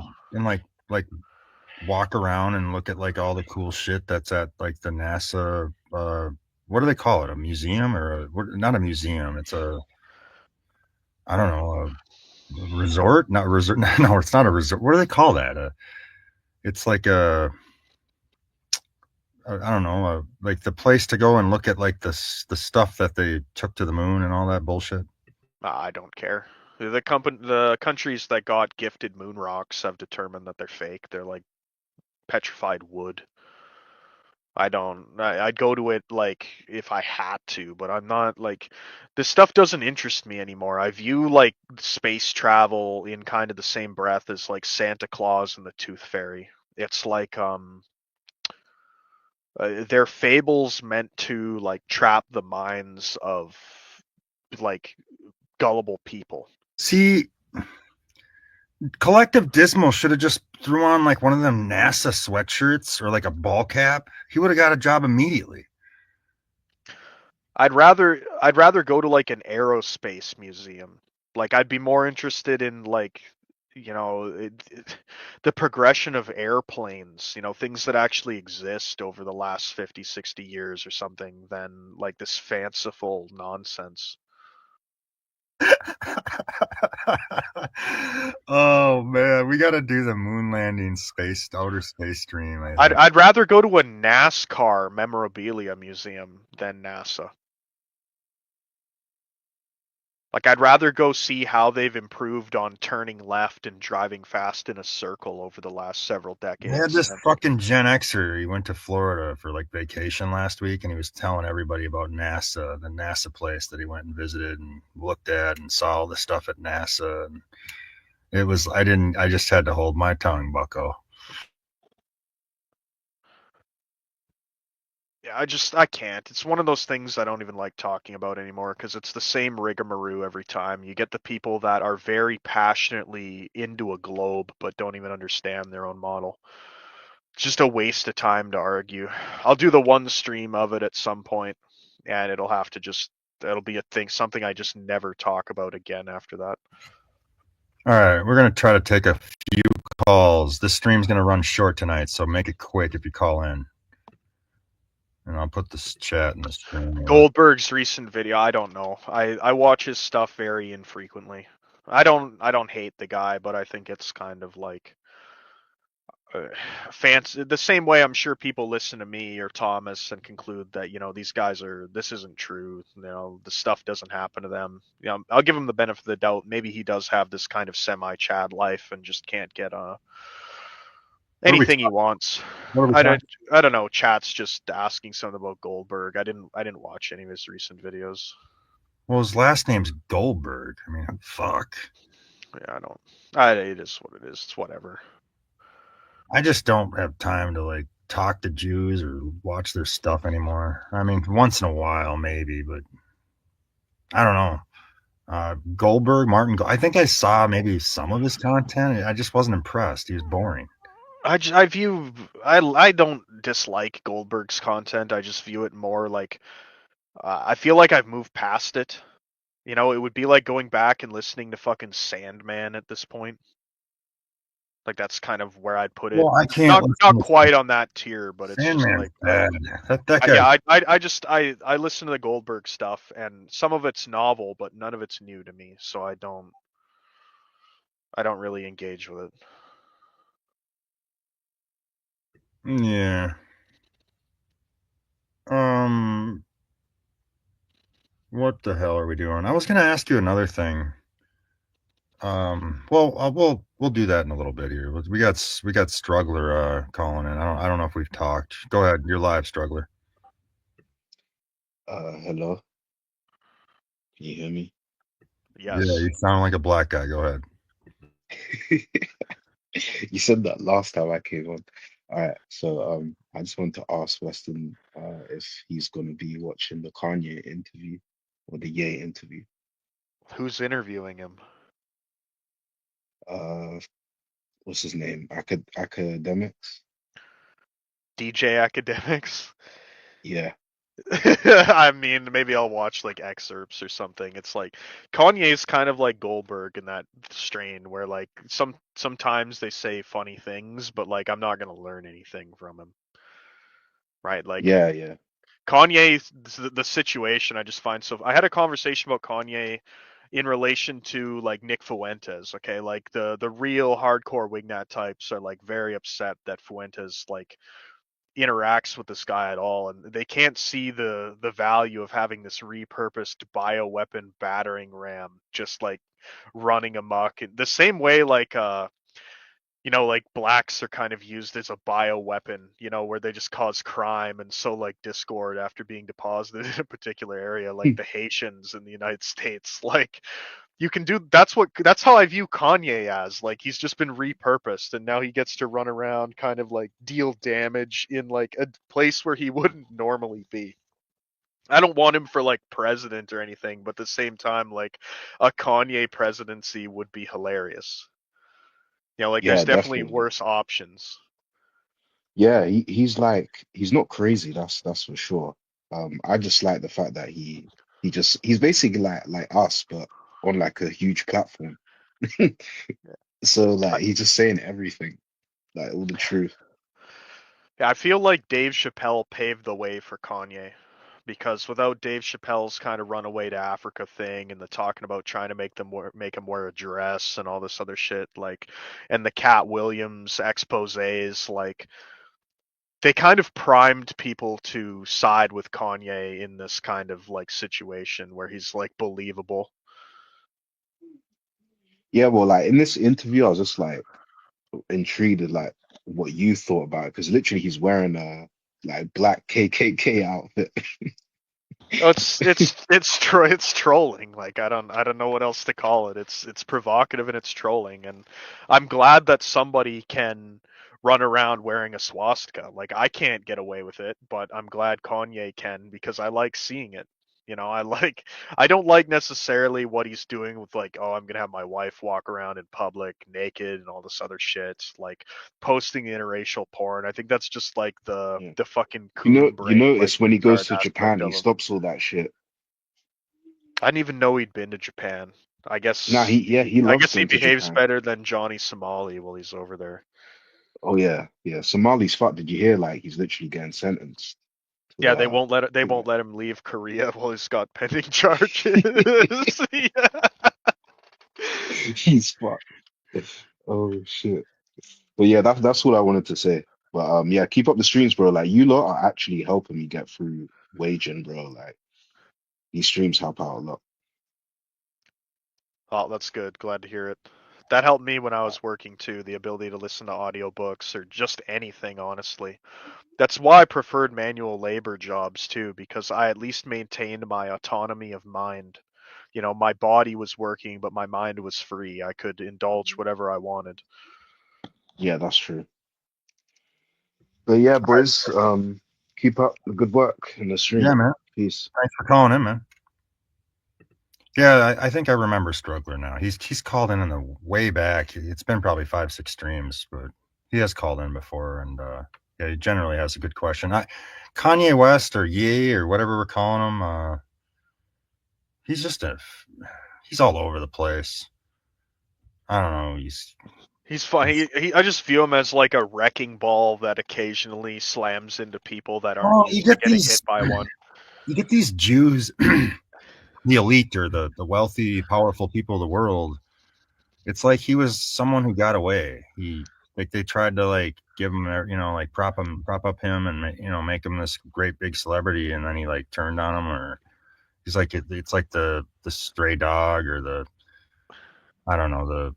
Unlike Adam Green, he bit the hand that feeds. And I think it's great that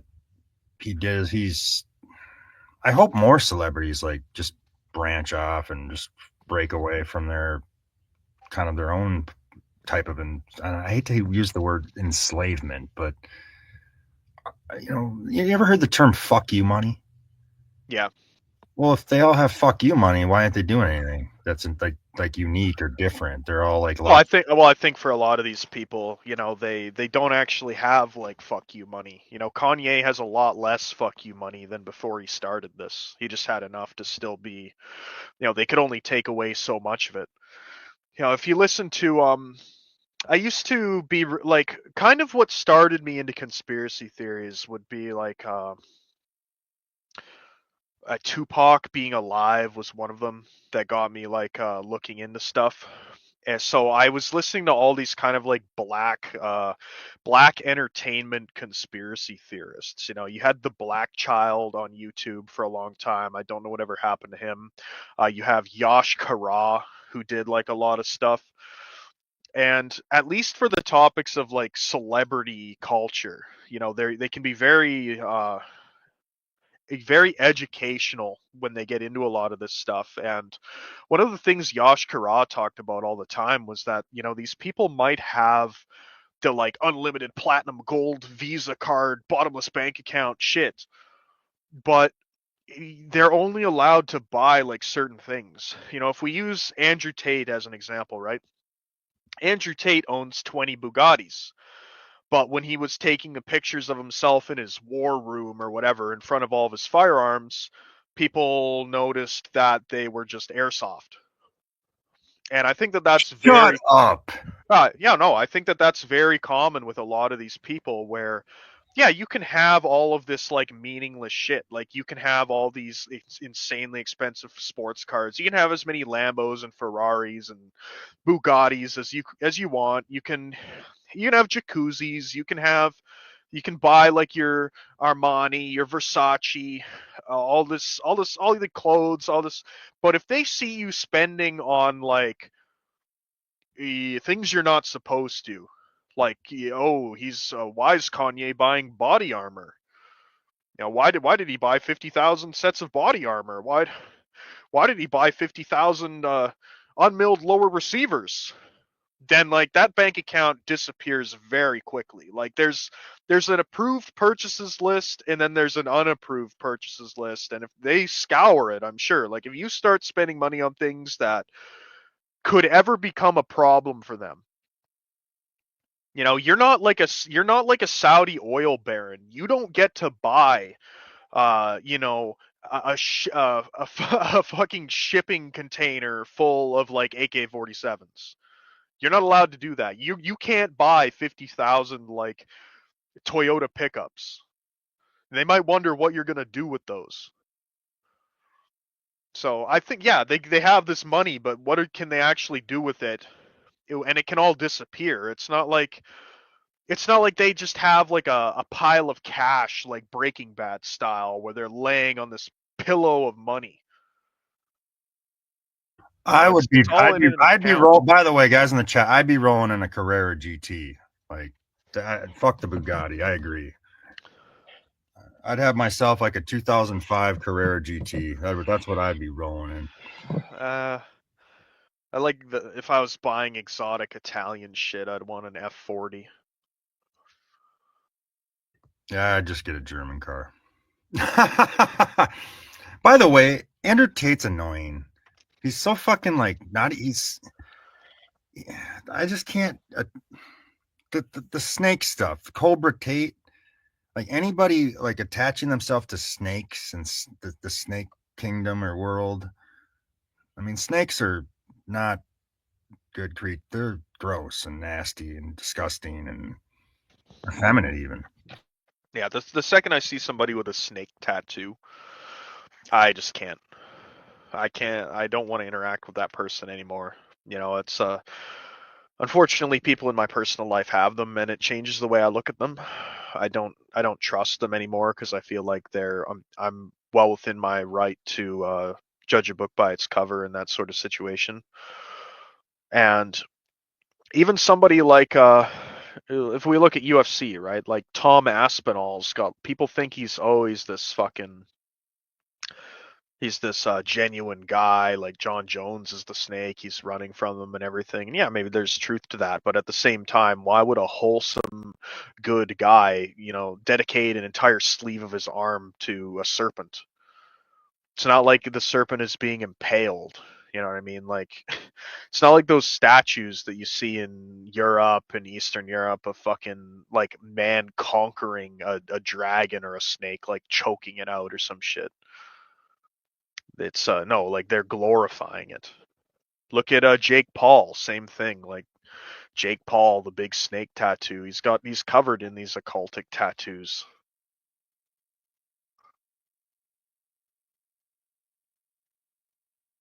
Yeah. Western McLean, I wanted to ask you about something, and I'm just curious about your opinions of like the low IQ racism. Do you have a strong opinion about this? Like, what do they call it? Aesthetics or what's the word? Optics, the optic debate. Does low IQ racism bother you? Do you have a certain visceral reaction when you see it or hear it? Or I don't care that it exists. It's just annoying that that's how, like, I don't care that it exists because whether people were actually doing it or not, that's how racists would always be depicted.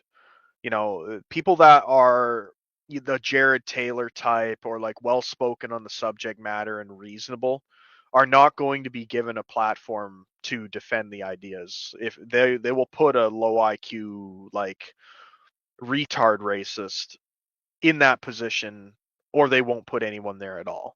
So having these people running around, it's not like the net negative I think Wignats try to package it as, because whether those people existed or not, that's who you'd be depicted as.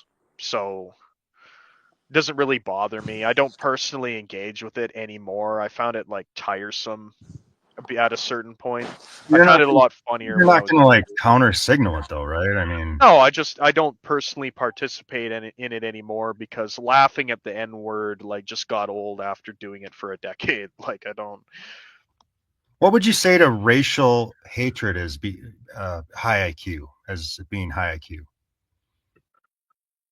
In that, Goebbels, he wrote that whole, we Germans must learn to hate, that hate is actually a good thing, and that racial hatred's like high IQ and not low IQ. Do you have an opinion, or do you disagree, or? I think hating bad things is reasonable. You know, like a lot of the times the only reason I'm even motivated to do something will be out of anger or spite. You know, I want to prove somebody wrong or I want to get even with somebody. You know, that's some of the best motivation that there is. So I don't see Give me a hate break. necessarily a bad Tradster, word. give me a break. I'm tired. It's been a long day. I said the word. I can't say any of these people's names. Goebbels of Green Gables. All right. Crusade, you were live. Hello, Thomas. I just want to comment on the racial hatred IQ question. I think it's a mixed bag. I think there is I think, like a lot of things, that racial hatred and the IQ question is goes on, the bell curve. I think certain racial hatred are more attributed to higher IQ people, and I think certain types of racial hatred are attributed to lower IQ people. You see, for example, with that black guy in the KKK. I mean, if these people had some kind of logic behind their hatred, some kind of scientific backing, some kind of evidence, they had done any type of research, they would have been able to refute any of his arguments. and yet they were unable to and eventually became friends with him. I'm not saying that becoming friends with a black guy is bad, but I'm saying that they were unable to defend any of their beliefs with any kind of intelligible backing. Whereas you have certain people with, yeah, I think it was Daryl Davis. You have certain types of people who are able to do that, to defend their, not, I wouldn't even say racial hatred, but more just, um, more just like an objective look at things. That's All right, yeah. So that's what I well, have to I'll say. add to that in a minute here. We got another caller. Just everyone chill out for a second. Smith, you're live, Bucko. Thanks for having me on, Thomas. How are you tonight? You're live, Bucko. Go ahead. All right, I have the floor. Yeah, I was actually kind of curious. I just wanted to ask you guys why every stream. All right, before we go on, Smith, plug in your disconnect your mic or something and plug it back in, because your audio is just really, really bad. It's like I don't know how, I've never heard audio that weird. So yeah, try again. All right, here we go. Go ahead.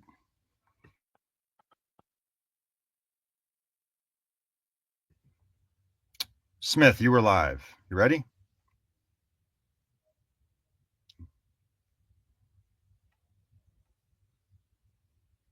All right, re-enter and I'll add you back. Mike sells strike again.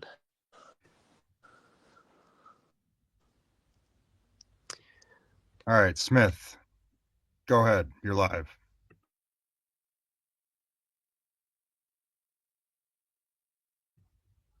Damn. I really wanted to hear it seemed like you had a reasonable question to ask, and I that sucks that we didn't get to hear that. You're something's wrong, man. Can't hear you. And in terms of racial hatred, I get tired of hearing about this IQ and HBD or whatever, and behavior, or someone who's quote proper and has a whether they have good intentions, a good soul, or all these different things. Like it's kind of irrelevant. If people don't like you because of just where you come from, is to me not even bad or wrong. I don't care how smart you are. If you bring all the fruit in the world, like, it's okay to hate people you don't like.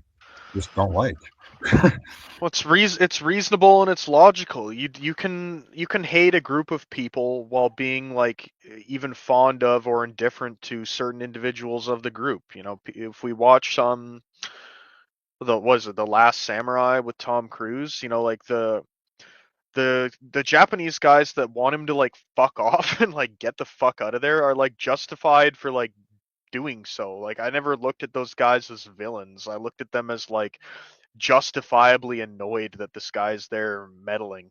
Like, he doesn't need to be there. They're not like villains for wanting him gone, even if he is trying to help them. I didn't see him as really holding it against them either. Like, it's reasonable. I'd expect to want to be ousted out of a homogenous area if I'm just like an outsider. I think one thing that breeds a lot of hatred or dislike is proximity. I think a lot of, like, if you look like a lot of leftists who they super like love black people, they've never been around a black person. Their friend group is all white. That's a good point. We can like back black people in Africa. Yeah. Excess mail. You're live, Bucko. You like balls in your mouth, boy? Well, you could have hung on a little while and trolled us a little longer. That was kind of quick. I asked Smith to ask the question in the chat. He can type his question if he doesn't have a mic. That's no worries. Yeah, I think we're gonna be done with the calls. I don't know, unless we get a new caller or somebody who has like a real question. Yeah, I don't know. I said we're gonna do a shorter stream tonight, so I don't think I have much more. Crusade, did you have anything else you want to maybe throw at us? I guess so. I mean, We do sort have of a what you. here. Do you want to do that? No, you pull up. I got a topic. Pull up the not the bottom YouTube link in the private chat, but the one above it, because I'm pretty sure Chuddy and Crusade's the one that linked me that video, and it's pretty funny. It's good subject matter. I've been spamming Western Decline with these fucking Nah, I Instagram appreciate videos. it. All right. So do I have it already pulled up or? It's in the private chat. It's the one faking Down syndrome for money. Oh, okay. Do I? No, that's not the one.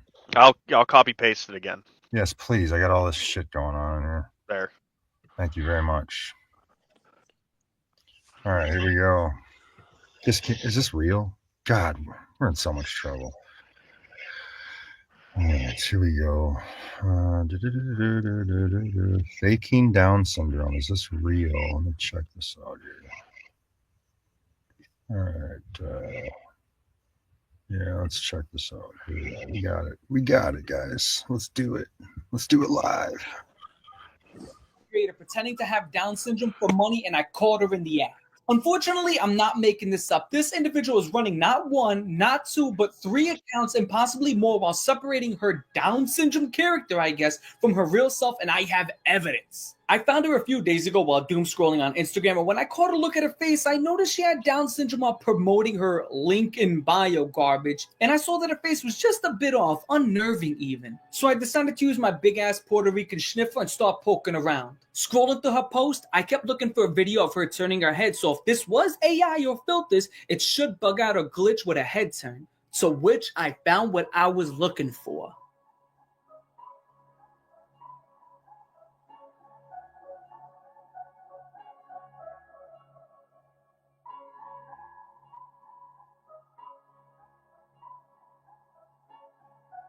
Now the argument could be made that it's just a makeup filter that glitched out and not a Down syndrome filter, to which I forward this point. Take a look at this post. Down syndrome doesn't mean I can't satisfy...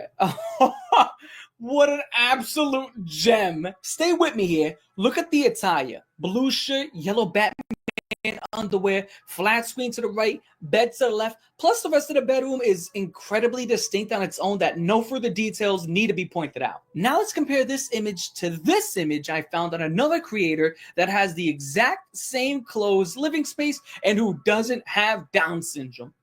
Can't get any more obvious, can it? But you know, let's play devil's advocate. Maybe this person shares the same house, shares the same clothes, same hair, same all this other stuff, okay? 1 in a trillion chance, but hell, it's possible. It's Earth. Anything is possible, right? Sharing the same birthmarks, though? I highly doubt it. But wait a second, if you scroll through this page and the other pages that are, linked with it, you'll notice that many different hairstyles have been used from short to long to black to red to everything on the spectrum. And this wouldn't line up in a time sense to the other page. Plus, some of these videos have, the fingers combing through the hair oh so smoothly. And, well, if this was a hair filter, that would be nearly impossible with the modern day technology, at least what's available for us. And I would like to also add that some of these videos frequently have tattoos that are changing places, sometimes on the shoulder, sometimes on the rib cage, sometimes on the belly button, and then they're gone by the next post. And to add on top of that, some of these posts, that birthmark I pointed out would actually disappear. Sometimes it's there, sometimes it's not. And for about 22 and a half seconds, I was genuinely stumped. And then I was like, oh, you motherfucker. But while looking back at all this evidence I have gathered over the past few days, it took me some time and I put it all together and I came down to the idea that Hey, if you look through all these pages, the tattoos change, the birthmark changes, the hair changes, all because these are different individuals. Not because this page is ran by different individuals. It's because it's a series of pages ran by one single dorkling who is stealing adult content from other creators online and applying Down syndrome filters to them to repurpose for their own content. Here's another example to prove that point. Remember the disappearing birthmark and tattoos I went over earlier? Well, I found the woman with the tattoos that he was stealing videos from. The same room, shorts, hair, and tats that is completely different from the other woman I displayed as an example earlier, while remaining with the same exact filter on the same exact page. This led me to do even more digging into this rabbit hole, and I found an adult page label. There's not really any more to this. We don't gotta watch the whole thing. Like, to be honest, the Puerto Rican guy making the video is kind of fucking like annoying to me. But the guy's like clearly doing this like he wants one of the girls whose content is being stolen that he unraveled this Scooby-Doo mystery about to like slide in his DMs or something. Like, any actual like stone cold chud should be able to look at this and like laugh. You know, you should be like, you know, raising your glass for a toast to the guy that was fucking applying Down syndrome filters to like e-thoughts and like selling the Downsy, like the Downs porn to like retarded simps. Like, that's genius. Yeah, I want to know who the fuck is buying that shit. I think at a certain point, like, it's the novelty of it. You know, you've got like these gross Brazilian lesbian bitches in UFC, like, that have OnlyFans, and people are paying for those too. I think like the novelty of a gross butch MMA fighter having an OnlyFans is what gets the subscriptions in the same way like an overtly sexual like Downey does. It's like a rare Pokemon card, I guess. Yeah. It's like a misprint from the factory. Like, some people would throw it away, other people are like, oh, hang on. Like, we might have something special here. All right, I got like one more talking point, but before we do that, Crusade, do you have something you want to mention first before we get into it? Yeah, on like the topic of I just want to move back to the topic of like racial hatred. Why do you guys think like I don't know, I just like my entire day today has just been so shit. I've just been forced to deal with like Indians over and over and over, and like Somalians. And you know, we went over the entire aesthetics and why, you know, it's just like disgusting people, but everything they do is just so weird. Even the way they walk, the clothes they wear, they just come in, they piss you off. Have you ever dealt with these people, Thomas or Weston? Not recently. I'm very much taking like the shut-in route. You know, I'd rather walk somewhere than take a bus. The only time I've ever dealt with them is like if I go to pick up my Dominoes. Like, that's about it. And most of the time the guys are cool. Like, I don't hate them on an individual basis. I hate them as like a collective. I hate that there's too many of them. If we just had a Kumar, like who the fuck's the one from the I had a friend of mine talk just about had it. an Apu I had a moderate buddy of mine who's like a rich on Bitcoin now. He would go to the bars and the clubs, and he would point out that diversity isn't even like that. Well, this is coming from like a normie, but when there's a large white majority, there's not too many like blacks, and there's just a few like sprinkled in, you know, some salt and pepper. You know what I mean? Just a little bit of ingredients, like 10%, 12% of a Americanized minority is tolerable. And I think a lot of white people realize how, you know, well, we got the incident that caused what was it, the Kyle Rittenhouse situation. I think it was 17% or 22% black So just stay away from any areas that have too many Muslims or too many black people, and you'll be all right. Yes, Yeah, yeah, there's just too many. Like I I don't like how they change things. I have I work like in a bank. So these people come in, they just do stupid shit. I take the bus, they just do stupid shit. You know, one of them shit themselves on the bus 2 days ago on Tuesday. This isn't more common. I'd expect it to be I like know. a weekly occurrence. I've never ridden public transportation. I Never. refuse to. Don't. Oh no. I took a damn shuttle to a concert, and I took a shuttle to like the state fair, and that was enough public transportation for my liking. Like I don't need more. That was enough. Thank you very much.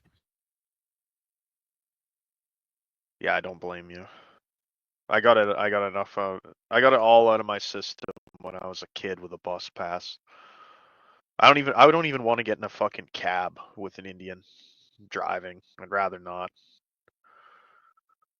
I'd rather hitchhike, to be honest. Magic Man, you're not like unique, Bucko. Crusades, he's got to deal with it. My roommate's tired of it. He's like a white guy who wears Air Jordans and listens to rap music. He doesn't want to be around black people, and he can't buy a house anywhere in the suburbs. He has to, if he wants to buy a house, he's got to go and buy some shithole, like shitty fucking farmhouse, 2 hours east or west of the cities, and that's just not realistic for like a millennial white guy to just go live in some small town by himself in a house and rot. Might as well just get an apartment in the inner city. I mean, it's not going to be any better or worse. Oh, it can get worse.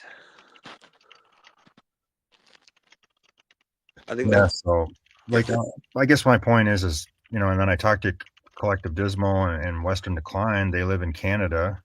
They can't get away from some of the undesirable, like miscreant, the not just the talented 10th minority, like just scuzzy, just third worlders. And where I live, it's supposed to be white. It's Minnesota. It's like the Midwest. It's, majority white still, blah, blah, blah, blah, blah. And you have to have money, unfortunately, to get away from non-white people. I have shirtless homies walk by my house once in a while. I live near a gas station that popped up a while ago.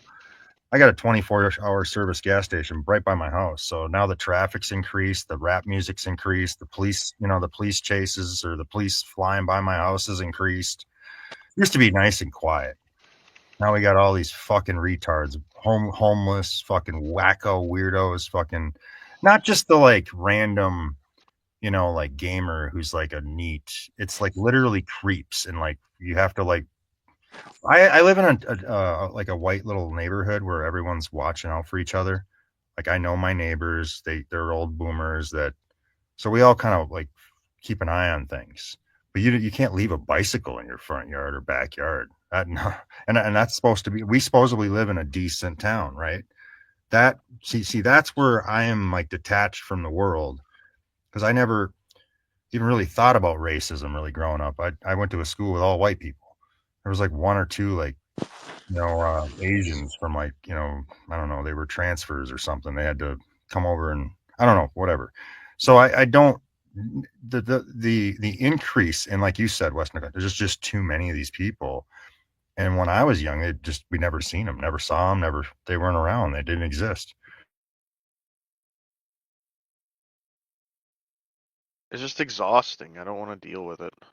Well, the problem is, and I think that's downplayed with the Wignat stuff, is where all this diversity with the third world specifically, like really dirt, like low IQ, like poor, like criminal, well, even the third world people, they make white people less trusting of each other. So that's kind of the issue we have with white people living in diversity. Now white people don't treat each other with the same level of trust.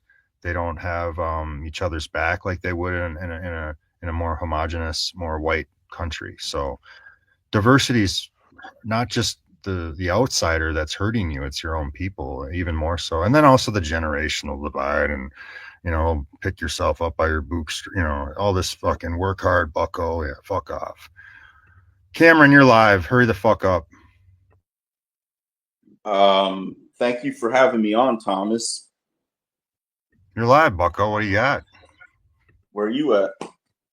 So what do you have? Bring it. Oh, what do I have? You were live. I have a lot. You were I have live. a lot to bring. A lot. If you would give me an opportunity to explain myself, but I doubt you will. I'm muted. Go ahead. Excuse me. I am just curious why you guys harp on about the same one or two subjects every single stream. Such as I just think there's more.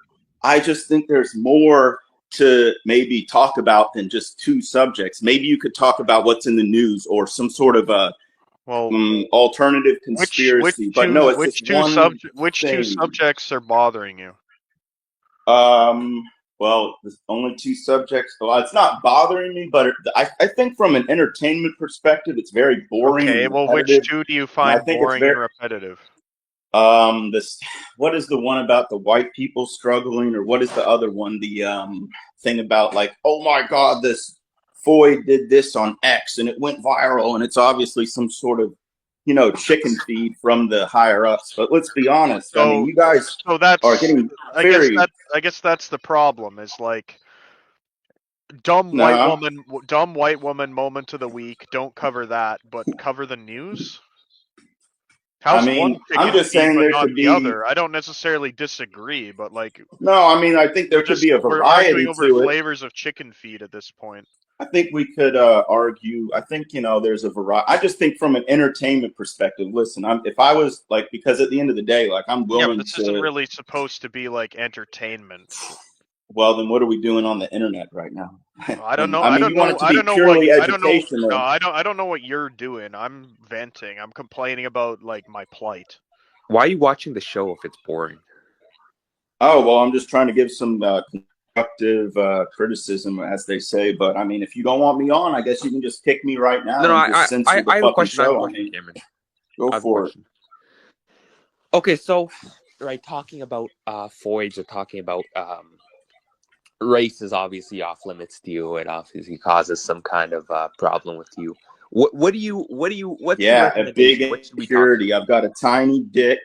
I've got like 25% Jewish blood. I'm very insecure, very low testosterone, I've never had sex my entire life. Yourself into a hole. And I'm just confirming what I already know what you're talking about indirectly. Yeah, 100%. Because the subconscious mind interprets all signs and symbols. We started the video and like you probably share a lot in common with the guy that was donating sperm and making like a hefty profit doing so. So like if you can't succeed in the current environment with the kit that you have, then like you'd never succeed because you don't have to be good looking. They're not like measuring his dick while he's cooming.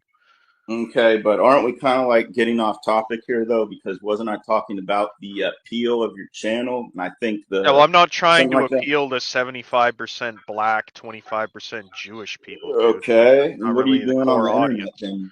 Do you want like a smaller audience? Like, do you want like five people watching? See, this is the kind of core distinction in mentality. Like, I prefer quality to quantity. Like, so I'd rather have a tight-knit group of people that I can like share jokes with and enjoy interacting with than trying to tailor something for an audience of people that like want audible Kool-Aid to listen to. I don't really okay. So if like one day the Thomas White stream just dwindles down to like 5 live viewers, it's all good because it's the homies. Yeah, because it's not about the live viewership. To be honest, a lot of this stuff that I make $0 whether it's 5 viewers or 200. Yeah, but what about this bullshit about white people having it? What is the argument? Is it that white people? Well, you're an excellent example of it not being bullshit. Like you just complain. You create nothing. You show up somewhere and you want it to be tailored to Yeah, I know that, your sensibilities. but I can do whatever I want. Imagine, well, But I can do whatever I want. you can I do don't give a whatever you fuck. want. You can do I can whatever do you want whatever I want. while Whitey's tolerating you. And you already said, like, if we All right, didn't then want if you on Whitey here, we doesn't could kick tolerate you. me, I guess he's gonna come decapitate me, and then what? I'm just gonna do whatever Oh. I want in the meantime. Again, like I don't. Why do I have where to you get- follow I don't some know where you fucking get stupid the. herd mentality? Why do I have to follow Well, some you are fucking stupid following a herd stupid herd mentality? mentality. If you don't value the presence of white people, you can go back to being an animal, dude. Well, who said I Or didn't value their presence? My ideal the fantasy. Johnny Somali route and see how that Well, goes. if you would stop over speaking me, I could explain myself. And my fantasy, I don't think you can. you know, fantasy world for me would be appreciating like Southern California, whatever it was, like 90% white in the early 70s, and you could just go out there, and it was a literal paradise. And I have dreams, of course, about being like a pure-blooded Teutonic Anglo Chad or whatever. Every sympathetic brown person to any of this subject matter dreams of being the one minority in an ethno state. Nah, I just dream about having a good time in this bullshit fake reality. That's all I care. Yeah, well, you seem pretty real to me, and you seem to give the opposite of good time. Well, you can believe whatever you want. And well, it's not about believing whatever I want, man. Go back and listen back to this, dude. Okay, I don't give a fuck. Like, why should I care? Part of constructive criticism is why should I care what a Fed people thinks? actually want to listen. Why should I care what a Fed thinks that is a Freemason? Ah. Do you have any evidence to back this up? I'd be very interested in hearing it. Well, I asked a question. Moon crickets. You're calling Western a Fed and a Freemason. Well, I mean, I have heard rumors. The rumors, let's say that there is a large percentage of people that have that opinion. Who has this opinion? The goat. Well, definitely, and the if you goat spend is time the in guy these that circles, calls I mean, you just got to look at the chat. I mean, it's pretty obvious. I mean, now you're just kind of playing dumb. But it's okay. I don't really care. I'm just. So are you upset that you couldn't get into the boule, or what's the problem here? Nah, I don't really give a shit. Shaquille O'Neal denied your application, or? Don't give a shit. Anyway, the point with constructive criticism is that it's kind of like people think constructive criticism is a customer is always right situation, but it's kind of like, why would I take advice from somebody that I don't respect or want to trade places with? You don't have to. You don't. I'm just speaking mine. I guess you don't want me to say. I guess you want me to say what you want me to say. No, you don't want me to say what I want to say. That's what it is. You have a herd mentality. You're a beta herd mentality idiot. You're just like, oh, I just want to save my white race that could care less about me. Literal. They just see you as another fucking sub 5 white guy. If that's your takeaway. I mean, that's my interpretation of just do whatever you want. Stop interpreting thing and start listening to what people are saying. Well, I've been listening for years now. So what do you mean by that? Have you been actively listening, or have you just been waiting for your turn to speak? Well, I've been doing a little bit of both. Clearly, not enough of the active. I don't know, man. All right, I really tried to just give him a little bit of time, and it was bad. Imagine that as a societal level, and that's what we were getting at, where there's just too many of them. That's who I deal with 24/7. Yeah, you gotta listen to them, you gotta smell them, you gotta look at them, and there is no block button. Like, you can't just, okay, you're done, bucko, and call it a day. Like, they're just everywhere. So. Well, you didn't have anything. You had all that. You listened for years, and you got nothing. What happened? You see, that's the problem, Thomas. It's the same thing with interacting with these people in real life. They have nothing. There's nothing going on inside of their head. They're just. He contradicted himself. He said, there's a lot of people out there saying this and that and the other thing, but only 5 people are going to listen to your channel. Like, which one is it, bucko?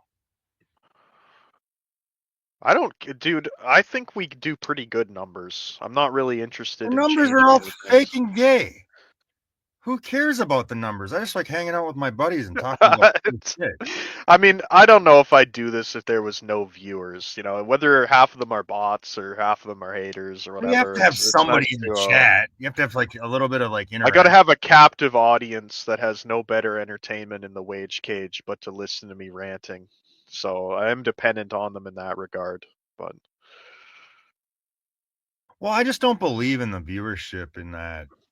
Like I get more views than what is it? Playing with Fire interviewed Destiny. Hell, me and you do more views than that dude did. He's got I mean, 200 this stuff, subs. even other things in this channel, You're like getting more. You're getting Raymond, more views than Destiny on 200K plus channels. yeah, even stuff in this sphere, like Raymond's videos outside of his first one, he allegedly has 12,000 subscribers, but gets like 2,000 views for video.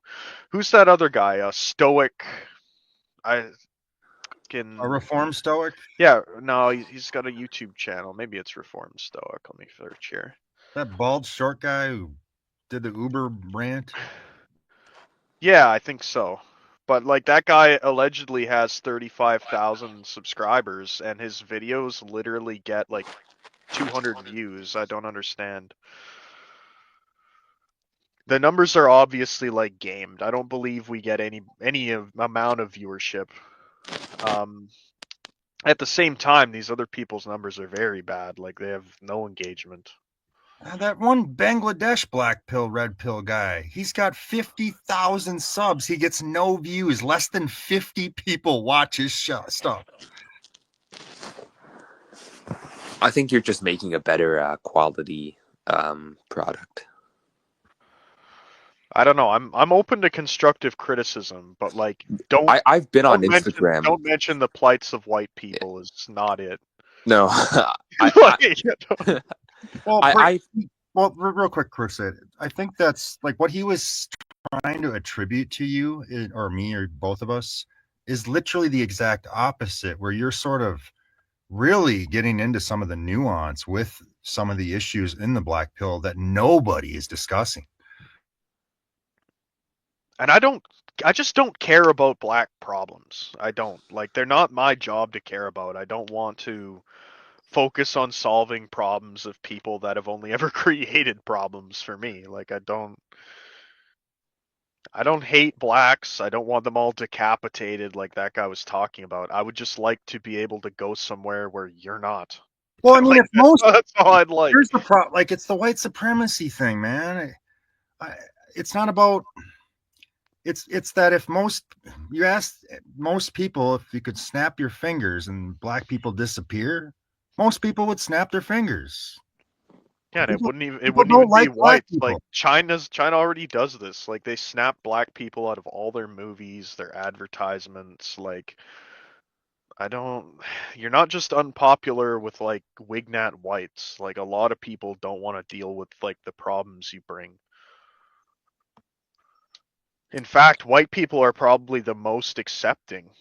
Like white people fought to end your slavery. Now we get to tolerate you. Like black people put out some pretty good black pill channels or some of these black guys actually do really well with some of the subject matter. They're not totally trash, all of them, but it's at the same time though, the guys that do make good black focused content are not the ones telling you to not focus on white content. Like why are you listening to my channel? Go listen to your home. Like imagine the opposite. Imagine a wignat calls into Kevin Samuel's stream and tries to tell him like, Kevin, I've been watching you for years, man, and it's really entertaining. I love how you dunk on these Sharkeishas, but like could you maybe focus less on black problems? It's just really boring, bro. Like it's the same two things every time. You ask these women what their dress size is and how old they are, and it just gets boring, man. Just a couple tips.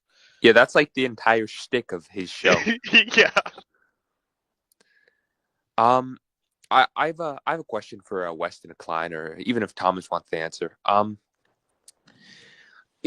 noticed that men of different races obviously have a lot different from each other, but I think that women of different races consider themselves more similar than themselves to their own race. What do you think about this, and like the fact that probably 50% of whites, or like whatever, a large percentage, are just straight up like traitors and hate you and would stab you in the back if you were to try to accomplish any of the things that you guys like in the Wignat sphere like dream about? What do you think about that? All I can do is cross my fingers and just hope that like an Aryan Rand like mentality of just whatever will just stop helping them kicks in and works. That's all I can think at this point, because like they will sabotage any effort you make. They'll try to hurt you. So all you can do is be better at sabotaging, and sabotage by refusing to help them whenever you can. And I bet, just based off of like the most productive, the most like inventive, the highest quality of life throughout history has always been from like racially exclusionary, like chud type environments. You know, the people want the fruits of it, but they don't want to do the tilling or anything else. So just stop tilling, let them like endure and probably suffer. You know, the same people that decided that if these people had been around when like surgery and medicine was like getting off the ground, right? They would have imagined the cock blocking that would have went on there. You're taking cadavers from the morgue to do what to them? You're cutting them open to learn how the human body works? What are you like? You'd What get are you, all sick these. in the head? Yeah, yes, exactly. Like it's always, this happens like every single time. You know, anything, if people don't understand something, even if it's benign, even if it doesn't like necessarily wish ill on anybody around them, they want to attribute those traits to it because it helps them get their way. You know, that guy had to like amp it up, right? Like, you just want to decapitate me. Like, that's crazy. Nobody has ever said anything. In fact, like, nobody has ever said a thing about any kind of like violence towards black people, but like I guess in their minds this is how they calculate it. Like, if I don't have proximity to white people, I'm not going to have clean drinking water, I'm going to be starving. It's yeah. Another black will be decapitating me with a machete as he like lights a tire that has been forced around my stomach on fire.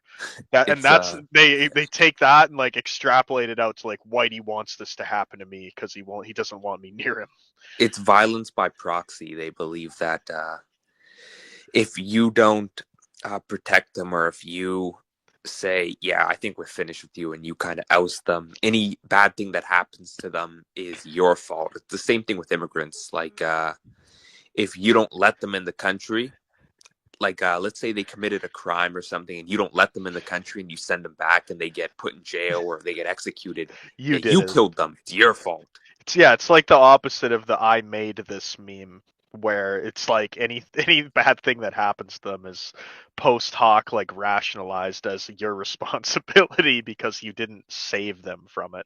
It's like the burden of, you know, what is it they say? They call it like a white savior complex, and they attribute it to white people as always wanting to get involved and do these things. But I think often it's the opposite. It's the imposition of being a savior.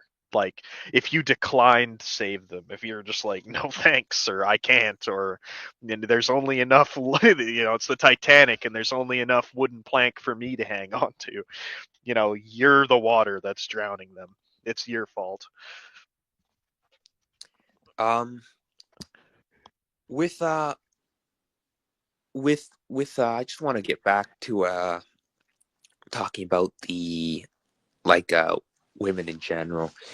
In my uni, right, I'm in STEM. I never notice any of the engineers, even like these tall white engineers. I never noticed them with women, but you know, I go out in the uni and I notice all these other majors. Can I jump in for a second? Yeah. So, being kind of down on like the college experience and like, what am I doing this for? And there's no women in STEM and I can't get laid. It's like that catch-22, you can't win, but like having the, that time preference to understand that. And yeah, I understand this doesn't equate to, fertile young women, but you'll like have a way better life later. Like one of my best friends spent a lot of time in college and he's like a therapist now. I work in like blue collar jobs my entire life. He's never worked at like a blue collar, like hardly ever worked blue collar jobs. And he lives a very simple, easy life in that he doesn't work a lot of hours. He doesn't work hard and he has more money than I do.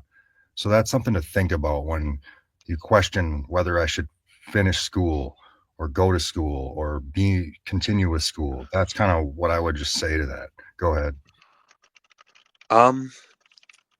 I didn't really think about it like that, but that's a good point. I was more thinking about it like I just see all these engineers and none of them have women. All the other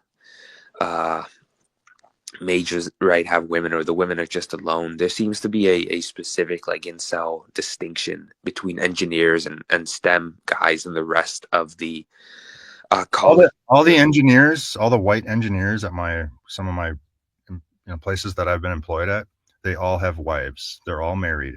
The good, the Chad one had one. The Oofy Doofy had one. The dad bod guy had one. Like they all had families. All the engineers I've ever met have families. I mean, yeah, they're old, but so maybe this is maybe where I'm missing, because I think this is the same thing with the boomers tell you. It's they're not boomers though. Like we're talking about guys younger than me, my age, and maybe slightly older. They all have families and they're engineers. So you might be accurate with this, the party life as a STEM school person, but engineers get married from what I could see.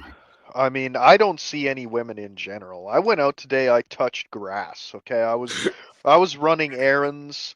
I made several stops today, okay? I loaded up my brother's truck with a bunch of scrap metal that had been lying around the house. We had to stop at the recycling facility.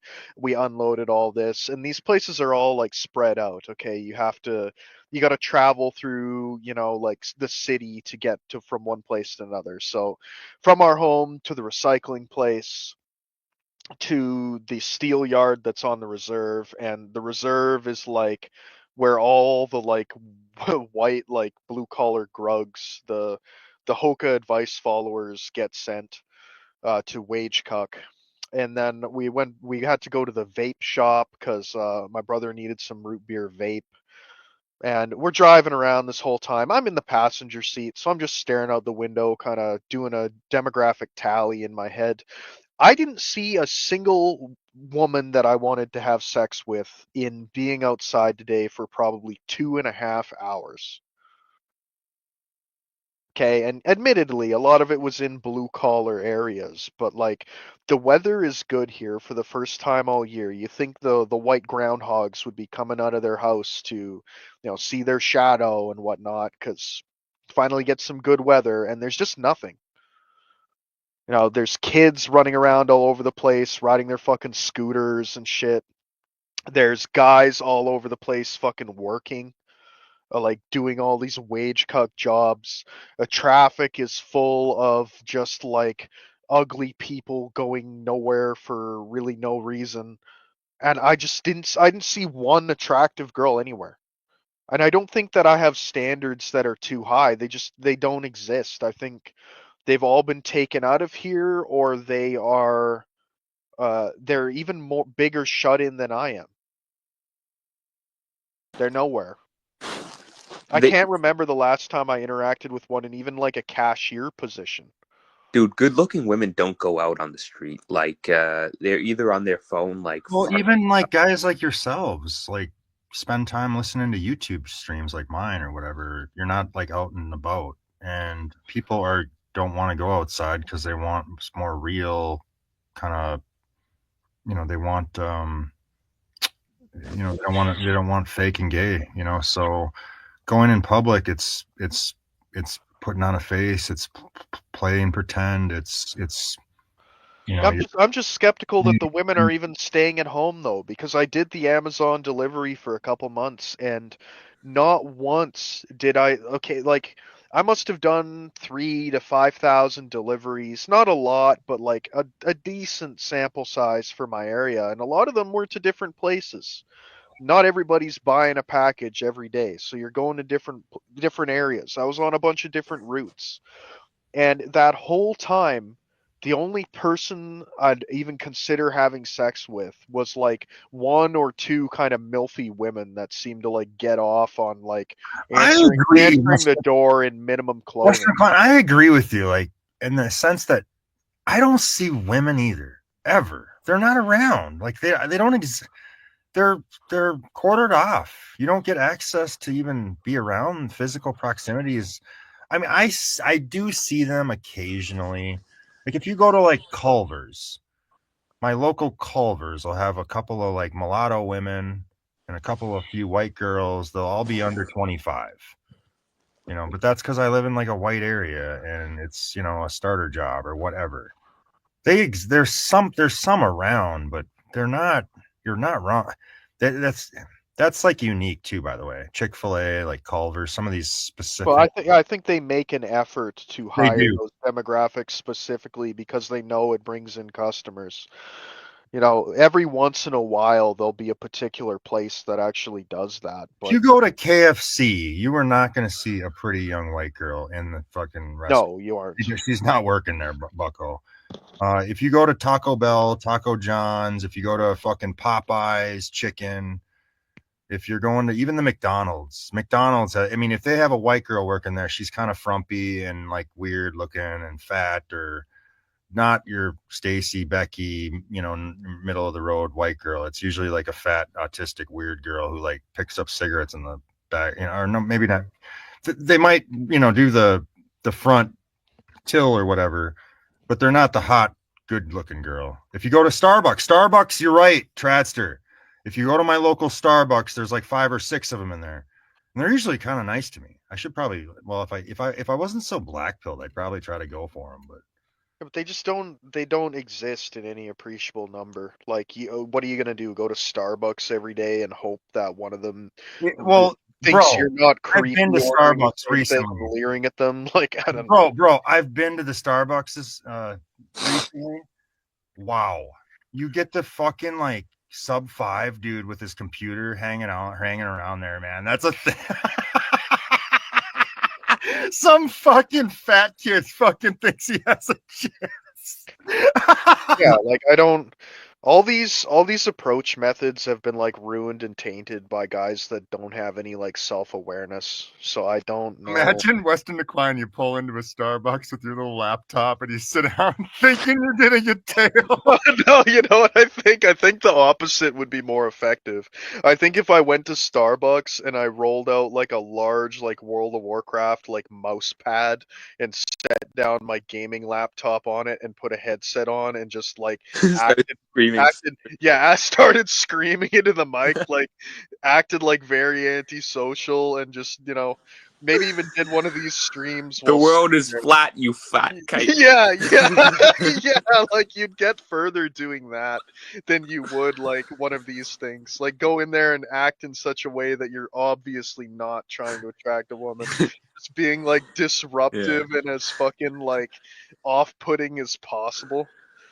No, I think I don't think that they don't exist. I think that they just don't exist for you guys. Like, I see these people every day. Like, I see, even though I live in like a very brown area, like I see like hordes of like. Well, if you go to, you said it before, Crusade. Like if you go to Costco, it's all white people, and I agree with that.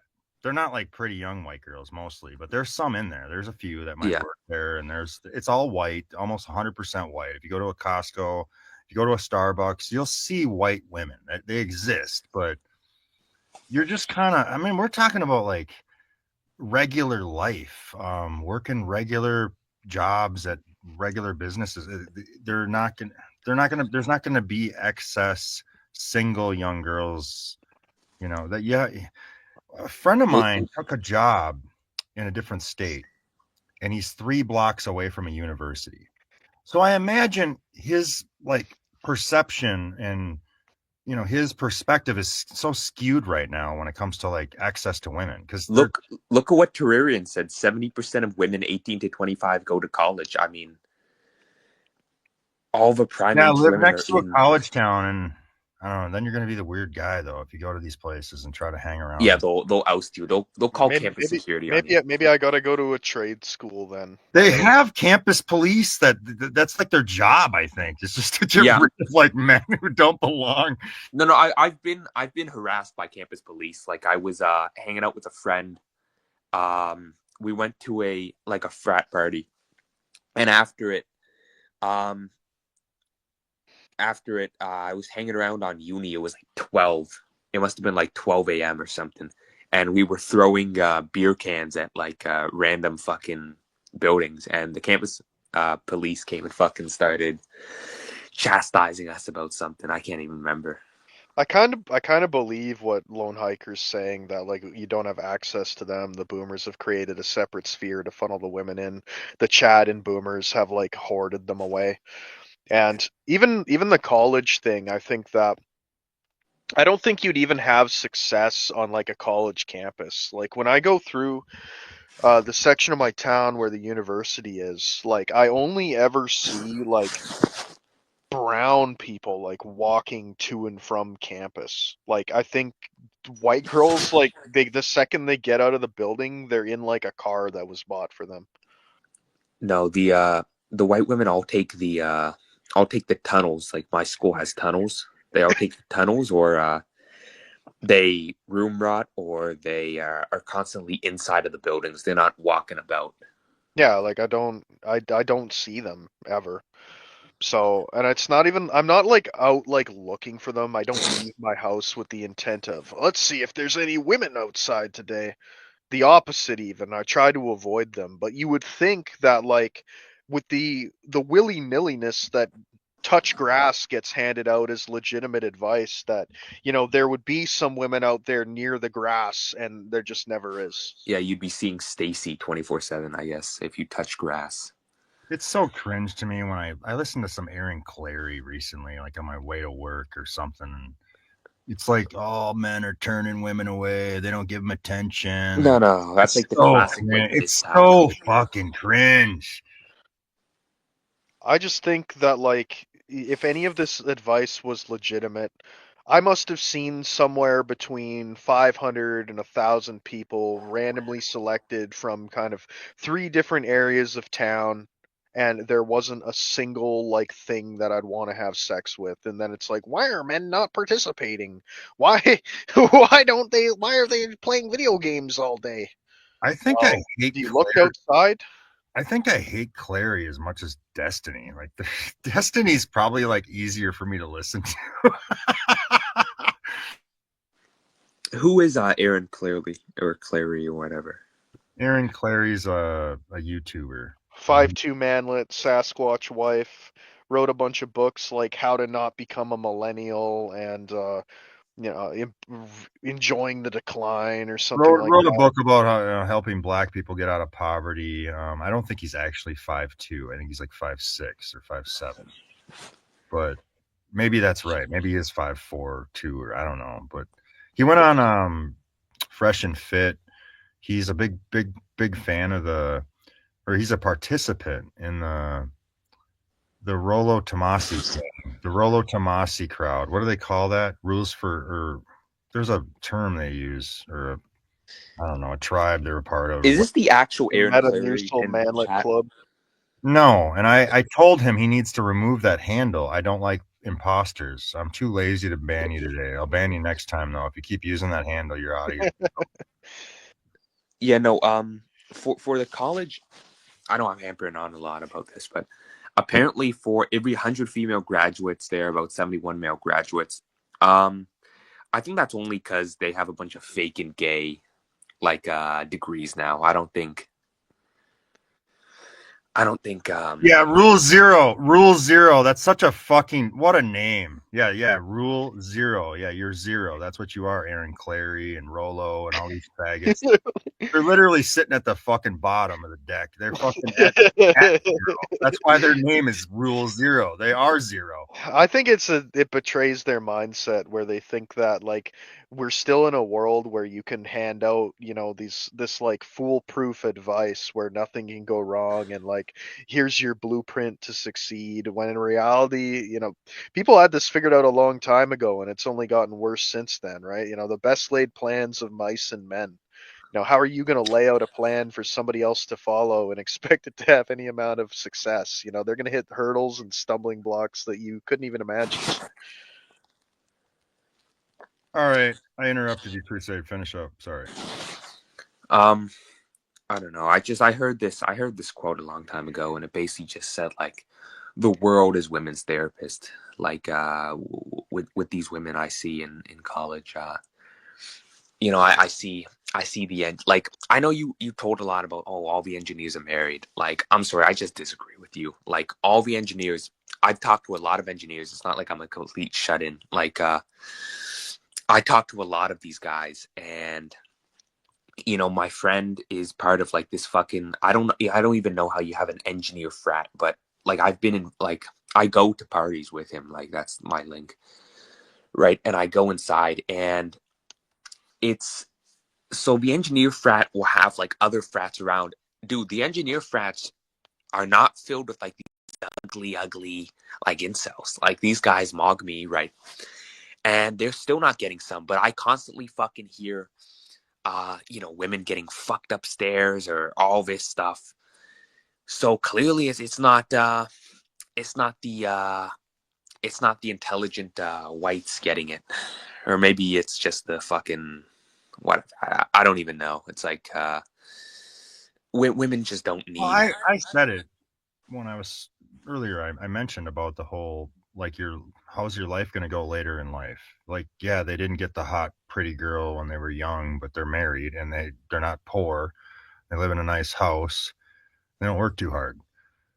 So, maybe they do work hard, but the point is like they've got a better life than a lot of like regular people who have like shitty blue collar jobs.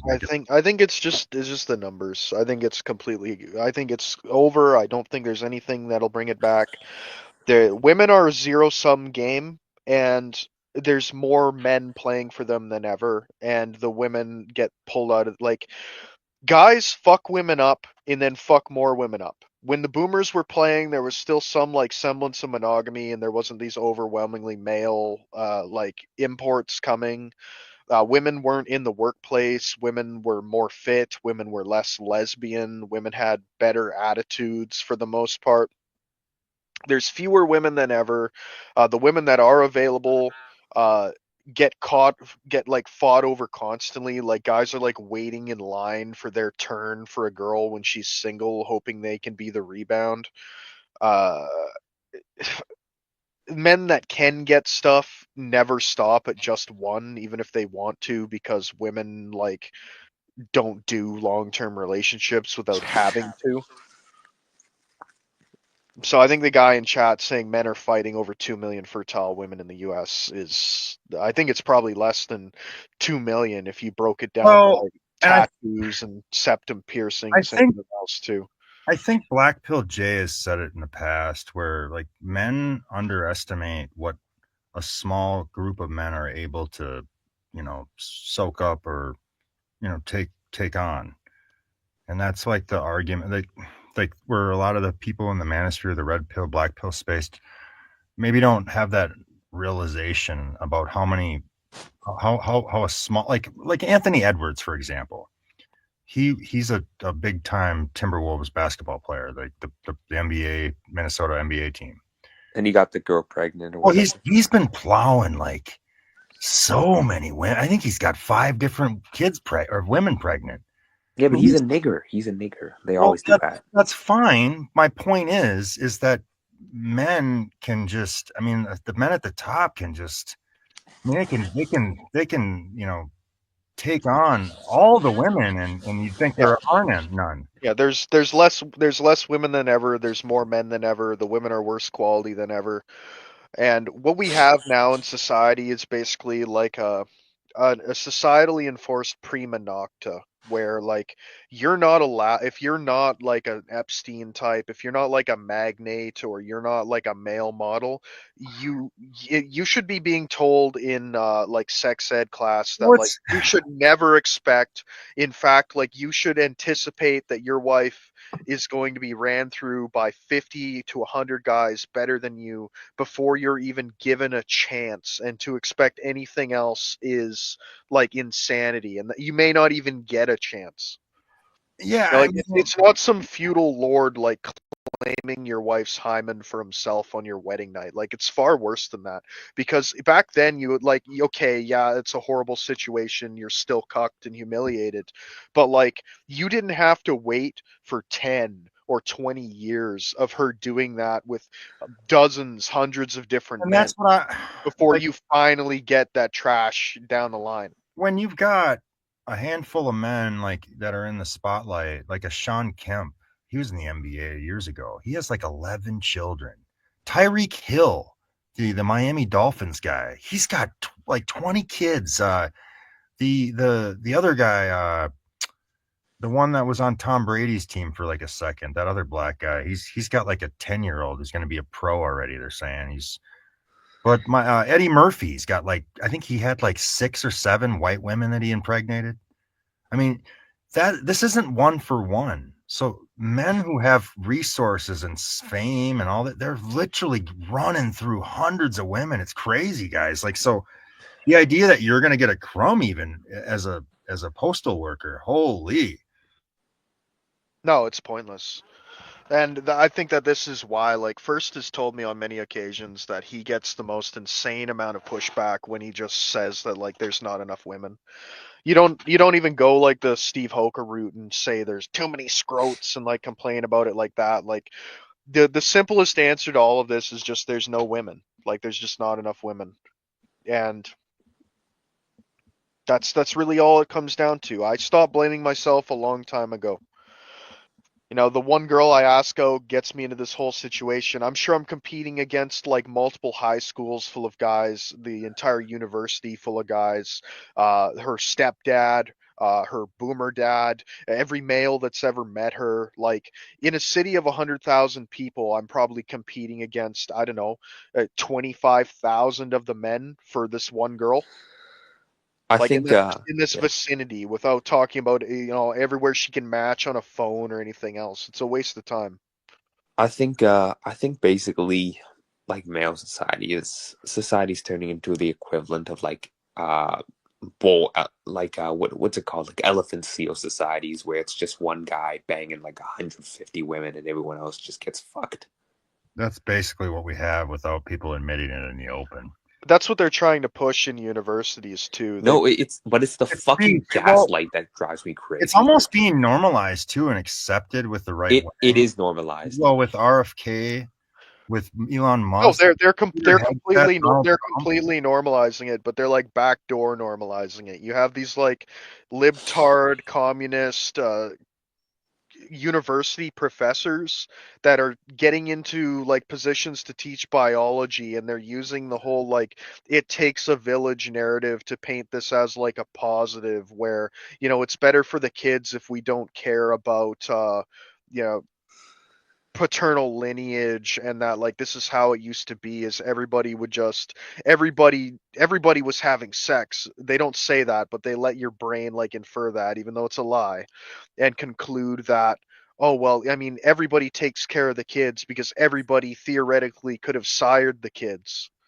But like that doesn't work. It doesn't factor in incels, guys that have absolutely no sex and know that they couldn't possibly have sired any of the children, and just revolt against it. Dude, I'm telling you, like, there's, I don't think that anything's ever gonna happen, but I'm telling you, like, a lot of these engineers I talk to, man, like, there's anger in them.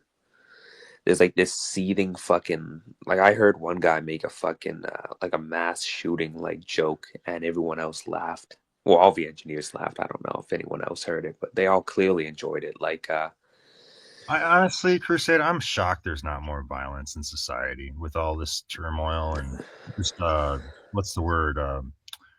Just being, the bleak kind of outlook for men. Like, and I'm not advocating like, yeah, everybody should, do something crazy. That's not what I'm saying. I'm just surprised. I mean, there must be some there must be some great porn out there or something that's keeping men from doing something crazy. I think that the opportunity to do everything has just been stripped away from you. Like in the past, you had these kind of Timothy McVeigh characters that could kind of slip through the cracks. You could get your hands on a bunch of fertilizer. You could, buy automatic weapons and body armor, or you could like get a plane and fly it into things. Right now, the system has become so much more refined that you get flagged very early on. They know You know what? The pot doesn't. if they suspect you of being a problem, you're never going to have enough money. You're going to be controlled financially to where you'll be too worried about putting food in your face or finding a place to live to ever accumulate enough wealth to ever do any of these kind of things. You're never going to be able to logistically pull it off. And that's why the only attackers you see are these incredibly incompetent patsies that are like gifted these things so that political narratives can be pushed and hero stories for illegitimate law enforcement can be crafted. Yeah. Like, I'm sorry, but these mass shooters are just so incompetent. Like, I'm not advocating for anything, but like, I mean, come on. Like, you can't even do it during an assembly or something. You just do it on a random day. These people are idiots. Like, how the fuck are you, like, these people are so stupid. Like, you're telling me you have like a weapon and a bunch of unarmed people and you're only able to kill like 5 of them? Like, you fucking suck. You suck. You're throwing your life away and you're not even like you're like not even notable. Like even people that may agree with you are gonna go, "This guy was a failure." Didn't that Asian guy in like that tech school or whatever? What was that? Cho. That fucker, he killed a ton of people. A couple of pistols. It was unbelievable. He had a huge body count for his weaponry. Yeah, I just don't think we're going to see any of that anymore because if you're disenfranchised enough to get to that point, unless you come from like riches, right? Like the only time you're ever going to see something like this possibly happen is if you have some like rich kid who like ended up like ugly and autistic or something and his parents just drive him nuts and he eventually takes his disposable income, his fucking platinum daddy card and goes and spends it. That's the only way I ever see it happen. That one bald guy who was like trying to be a nurse, he killed his whole family rather than like, and then he gave all his money to that girl on the internet. You guys heard about that one? Yeah. Wow, that was a wild story. Like instead of actually like, not that violence would do anything anyway, but he killed his own family and brother and mom and dad and then gave all the money to an e-girl. Oh my God. That's amazing. I can't even believe that story. It's probably fake. Well, everything's fake on the internet. On some level, people will say that like the families don't deserve it and they attack the wrong person or whatever. They do deserve it. Yeah, I do. I agree. I never do it to my family, but if somebody had to deal with the kind of shit that I have, I honestly can't blame them for doing it. You don't get to this position without, some like warning signs being along the way. And honestly, I think that the number one thing, if somebody would look at you and think, well, he's average looking or whatever, or he's like okay looking, the number one commonality that you'd have between these groups of guys for struggling would be dysfunctional families or straight up like sabotaging families. Like they're all on antipsychotics and in contact with therapists. So that's yeah. Thanks, Mom. All right, guys, I gotta run. Western Decline, you want to give us an update, or actually, I'll let everyone know. We're gonna do what is it, Promised Neverland? Yeah. Yeah, we're gonna do that review. We're gonna do the anime Promised Neverland probably in the next week or two, or the next 6 or 8 days, something like that. You want to tell anybody or tell everybody what you're gonna be up to? You're gonna do YouTube uploads soon, or?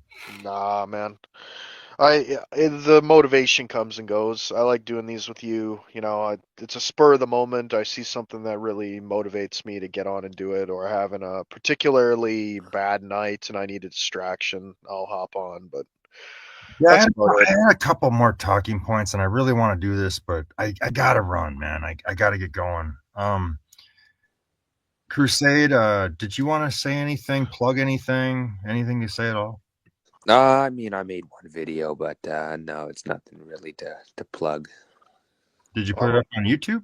Yeah, I put I'm it on gonna go YouTube. watch that right Oh, now. fucking put it on the put it in the live chat. Yeah, link it in chat, please. Link it in chat. Everybody in the chat's gonna want after hours content. Quit rustling around over there. It's like he's looking for the video on his desk. All right, guys. I'm gonna play an outro video. And Western Decline, I'll talk to you soon. I don't know. We'll do a stream in the next week or sooner. I'm just gonna play Reform Stoic Spurg out on the way out. You guys don't have to stay for that. If you want to stay, fine. It's gonna be a long outro video. But I'm staying. I was watching some of this guy's videos and they made me seethe. all right, here we go. Oh, and by the way, have a good night, everyone.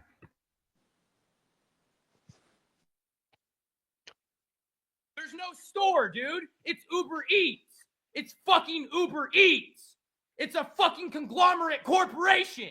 It's a fucking corporation. Fuck. It's a fucking corporation, dude. Holy shit, we clipping. All my niggas sipping. And I wanna be big pimpin'. Pat's big cringe. Based in cringe. Holy shit, you cringing. For anybody who doesn't get it, I'm going to try to calmly explain what just happened.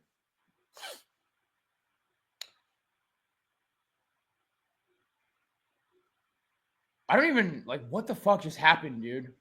So this kid who's getting paid $8 an hour to drive Uber Eats, which is a shitty job, he's getting paid to deliver shitty fast food. He calls me on my private phone to say, hey, they don't have what you ordered. Do you want me to bring it anyway, or do you want to cancel? And I say, I want to cancel.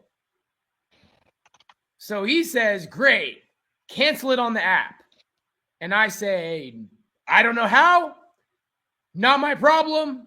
Don't come to my house. Cancel the order. I do not know how to use the app, but you work for Uber. Your job is to work for Uber. And I said, no order. That means don't come to my house. He ignored my calls. He ignored my messages explaining not to come to my house. And he picked up the food and he was on the way to my house. So I'm frantically trying to get Uber support to keep this fucking kid from getting his head bashed the fuck in. And they're like, oh, this will take a few minutes and blah, blah, blah, blah, blah. Is there anything else we can help you with? And they're just being completely fucking rude the whole time, completely dismissive. I'm sorry, we can't respond anymore. Click. I call the number. Nobody's here. Click. No fucking service. Nothing. So you're going to pay a fucking 8-year-old to come harass me at my home. Like, dude, I don't give a fuck what the Uber driver who works at Uber Eats wants. The customer's always right. I don't give a flying fuck what the $8 an hour Uber Eats driver wants. He can do what his job is, or he can lose his fucking job. This guy pisses me off. I don't know Now, if it's if just the me. customer, if you call the Yeah, he's customer on retarded. the private phone, oh, wow, you have my private phone number. I never told you guys you could call me on my private phone, This so you're is- already violating my privacy. This is 100% Hello, stranger who's violating my who they privacy, set up who has my private to make information. themselves look bad. Yeah. Yes, would you like to cancel the order? Yes. Click.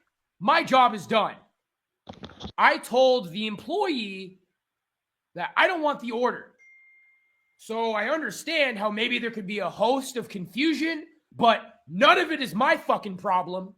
None of it's my problem. Why isn't he wearing a shirt? And if you think the solution is to ignore my messages Because it makes and the drive up to my optics look fucking even house, boy, oh boy, are you in for Yeah. a rude fucking awakening. I wonder if he tore it off. At I the don't start of care this what rant. the fucking problem is.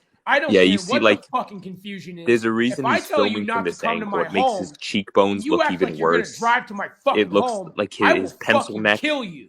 his ugly, flabby No body. excuse. Like, it just, I don't give he's a fuck spurting about out. the app. I don't give a fuck about the $8 an hour faggot. I don't give a fuck Is about this Dustin? McWendy's Drive Empire. No, Dustin If I tell Moggs, you this not guy. to come to my house and you're at your job and you act like you're going to come to my house anyway, I will fucking kill you. What And the it will fuck be is wrong within with my this guy? rights as Holy an shit. American citizen. This is like Don't a you boogie tier fucking crash dare out. Yeah. come Like, to my this is a fucking Hassel house when I tell Doctrine you not situation. allowed to come to my house. He was ignoring my fucking messages. That little fucking shit thought it was funny. If you come to my fucking house when I told you not to, This guy's like the fucking white felony, version of the and I'm guy who was like, "Oh, suing so you fucking wanna Uber you wanna Eats. decapitate me?" I'm suing you Mhm, for mhm. sending a fucking assassin to my house. What? You think it's a joke? Like, I'm too angry to be calm about it, but like, I'm fucking furious, dude. I am furious. Dude, there's Some so many $8 an logical hour ways he could faggot have is solved gonna this threaten problem, to and he drive just to shot my himself in fucking the house foot. when I told him not to for his job. I'm so fucking furious, dude. I was in the middle of cleaning the house. I was don't know, dude. cleaning I the wish they'd house. send the I was assassin listening already. to I'm music. tired. I was gonna shave. I was doing laundry. I was gonna fucking shave. like trying to like be productive, dude. Shaving and doing And I laundry get will fix threatened it. by a fucking Uber Eats driver. Like, are you fucking serious? I'm about to smash my coffee table, dude. Oh. I'm seriously about to just punch my fucking coffee When table. was and when just was this smash it. filmed? Like, I'm Because the fucking videos of his I was furious right watching most recently, he's now. like I'm telling him right he's in a now, this he's is in like a service. clearly like old I house or want rented management on the apartment phone now. in a pile of I want trash and management like on the phone discarded instruments. now. I want management on the phone now. Look at that. He says, I'm afraid I can engage no further with respect to this issue. They're fucking ignoring me. I'm afraid I can respect to this issue no further. If you have additional questions, feel free to reach out to us through the help section. They're not helping, dude. They're not doing their fucking job. Their driver just fucking threatened to come to my fucking house. What the fuck is wrong with this guy? Bash his fucking face in for fucking self-defense. If I tell you not to come to my house and you say you're coming to my house anyway, it's a legal right to bash your fucking head in. There's no store, dude. It's Uber Eats. Apparently, this It's guy said he fucking was Uber Eats. the FBI It's tried a to fucking recruit him while he was in conglomerate college, so he could potentially It's a be like a fucking plant, like a corporation. patsy. Yeah, no, I've seen that video, yeah. Fuck! It's a fucking corporation. This is fake. Dude. This has to be fake. This Are has you to be like some fucking kind of serious? psyop or whatever. Are you fucking serious? How in the fucking This I get fuck the same do I get vibes a watching fucking this guy agent as on the Raymond. fucking phone Raymond's right gonna be fucking crashing now? out like this in a How couple in the years. fuck do I get a fucking agent on the fucking phone right fucking now? What the fuck? Dude, he could have solved this so What the easily if fuck he is just this used shit? like 2 IQ points. It's Yeah, okay, Wrinkles. It's not your you would have fault. been better Sorry, off I'm like just letting the traumatizing my guy back deliver right your now, dude. food, I'm like fucking and like furious. jizzing I in am it fucking yourself, and then furious. taking a Your picture and $7 like an hour saying like your fucking pussy fucking fuck, fag worker no like fucking cummed in my testosterone faggot driver is McNuggets. gonna threaten to come to my fucking house. Yeah, when just I Reacting- told him not to. take some of your hair You and little just fucking take a piss picture and pants, say, $8 "Oh, the an worker hour, tried to 90 spite IQ me for fucking trying to cancel nobody. my order." You're gonna Yeah. drive to my Yeah, fucking exactly. house when I Reacting told you like not this, to. like I will don't. rip Who your would be fucking head sympathetic off to this? and take a shit down your fucking throat and film it and send it to your fucking parents on your fucking What the birthday. Yeah, this guy is like. Don't fuck with me. What? Agent was unprofessional. I want management on the phone now. I want management on the phone now. This guy I reminds want me of some management like on the some fucking person with like phone CTE now. after years How of in boxing. the fuck do I hold these people accountable? How in the fuck Dude, do I hold these management people is probably accountable playing for their back this billion-dollar recording, just business? laughing about You're running this a guy. billion-dollar business, and I can't get you Wait, on is the he on phone. the phone live? I can't get you on I the don't know. fucking If phone. he acted like this in front of the I stream or can't whatever, get you on imagine the what he said in fucking text phone. or on the phone. Like, I can't get you on the fucking phone, and you run a multi-billion-dollar fucking business? Who the fuck do you think you are? Who the fuck do you think you are? He Who does in like the fuck nignog do thing the where he fucking repeats fuck you something think you 5 are, dude? times. because his Who brain in the can't keep fuck up do with you his think you are, emotions. dude? It's Who like in the fuck do you fucking think you are? Sign in. what kills me too is sign like in, give me I'm not a very fucking big phone guy, but I'm number bigger than this right guy, and like fucking never have I now. reacted in such a Give way me a phone like number I'm gonna right beat you the fuck fucking up, I'm gonna now. smash things, I'm How gonna in the kill you, I'm gonna fuck shit down do your I throat. fucking Like talk to you on the it's fucking comically phone? retarded. How do I fucking call Yeah, you it's on like the fucking phone?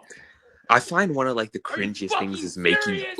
making threats that I'm there's fucking no way you can furious, back dude. up. Like it's I'm inconceivable. fucking furious. I am fucking furious. Receipt icon, bottom of the menu bar. Receipt No, icon it's on the easy to bottom tell of the like menu why bar. this guy This right here. like Okay, found the click incel. receipt. Look at the What the house he's fuck, living in dude? here. Holy How shit. in the fuck do I Like fucking 25-foot cancel the ceilings. fucking order? Is this Cancel like the your house or fucking like order, what? dude. No, I mean I've lived in a house like calling the this. The one cops I'm if in you right come to my now house. isn't nice like that now. What a fucking moron. I'm calling the fucking cops if you come to my house. Do your job. It's missing the piles of Oh no, he indiscriminate was. trash Oh on the my front. god, he was actually on his phone. What the fuck is your problem, dude? I'm about to call this guy. Yeah, on who's the fucking filming phone. this I'm though? about to call this fucking His idiot phone, on his the phone, own. dude. He has You like guys wanna two. listen He's to like a this shit? camera and his phone, I Oh, guess. like webcam. Faggot. Yeah. You're gonna drive this fucking bullshit.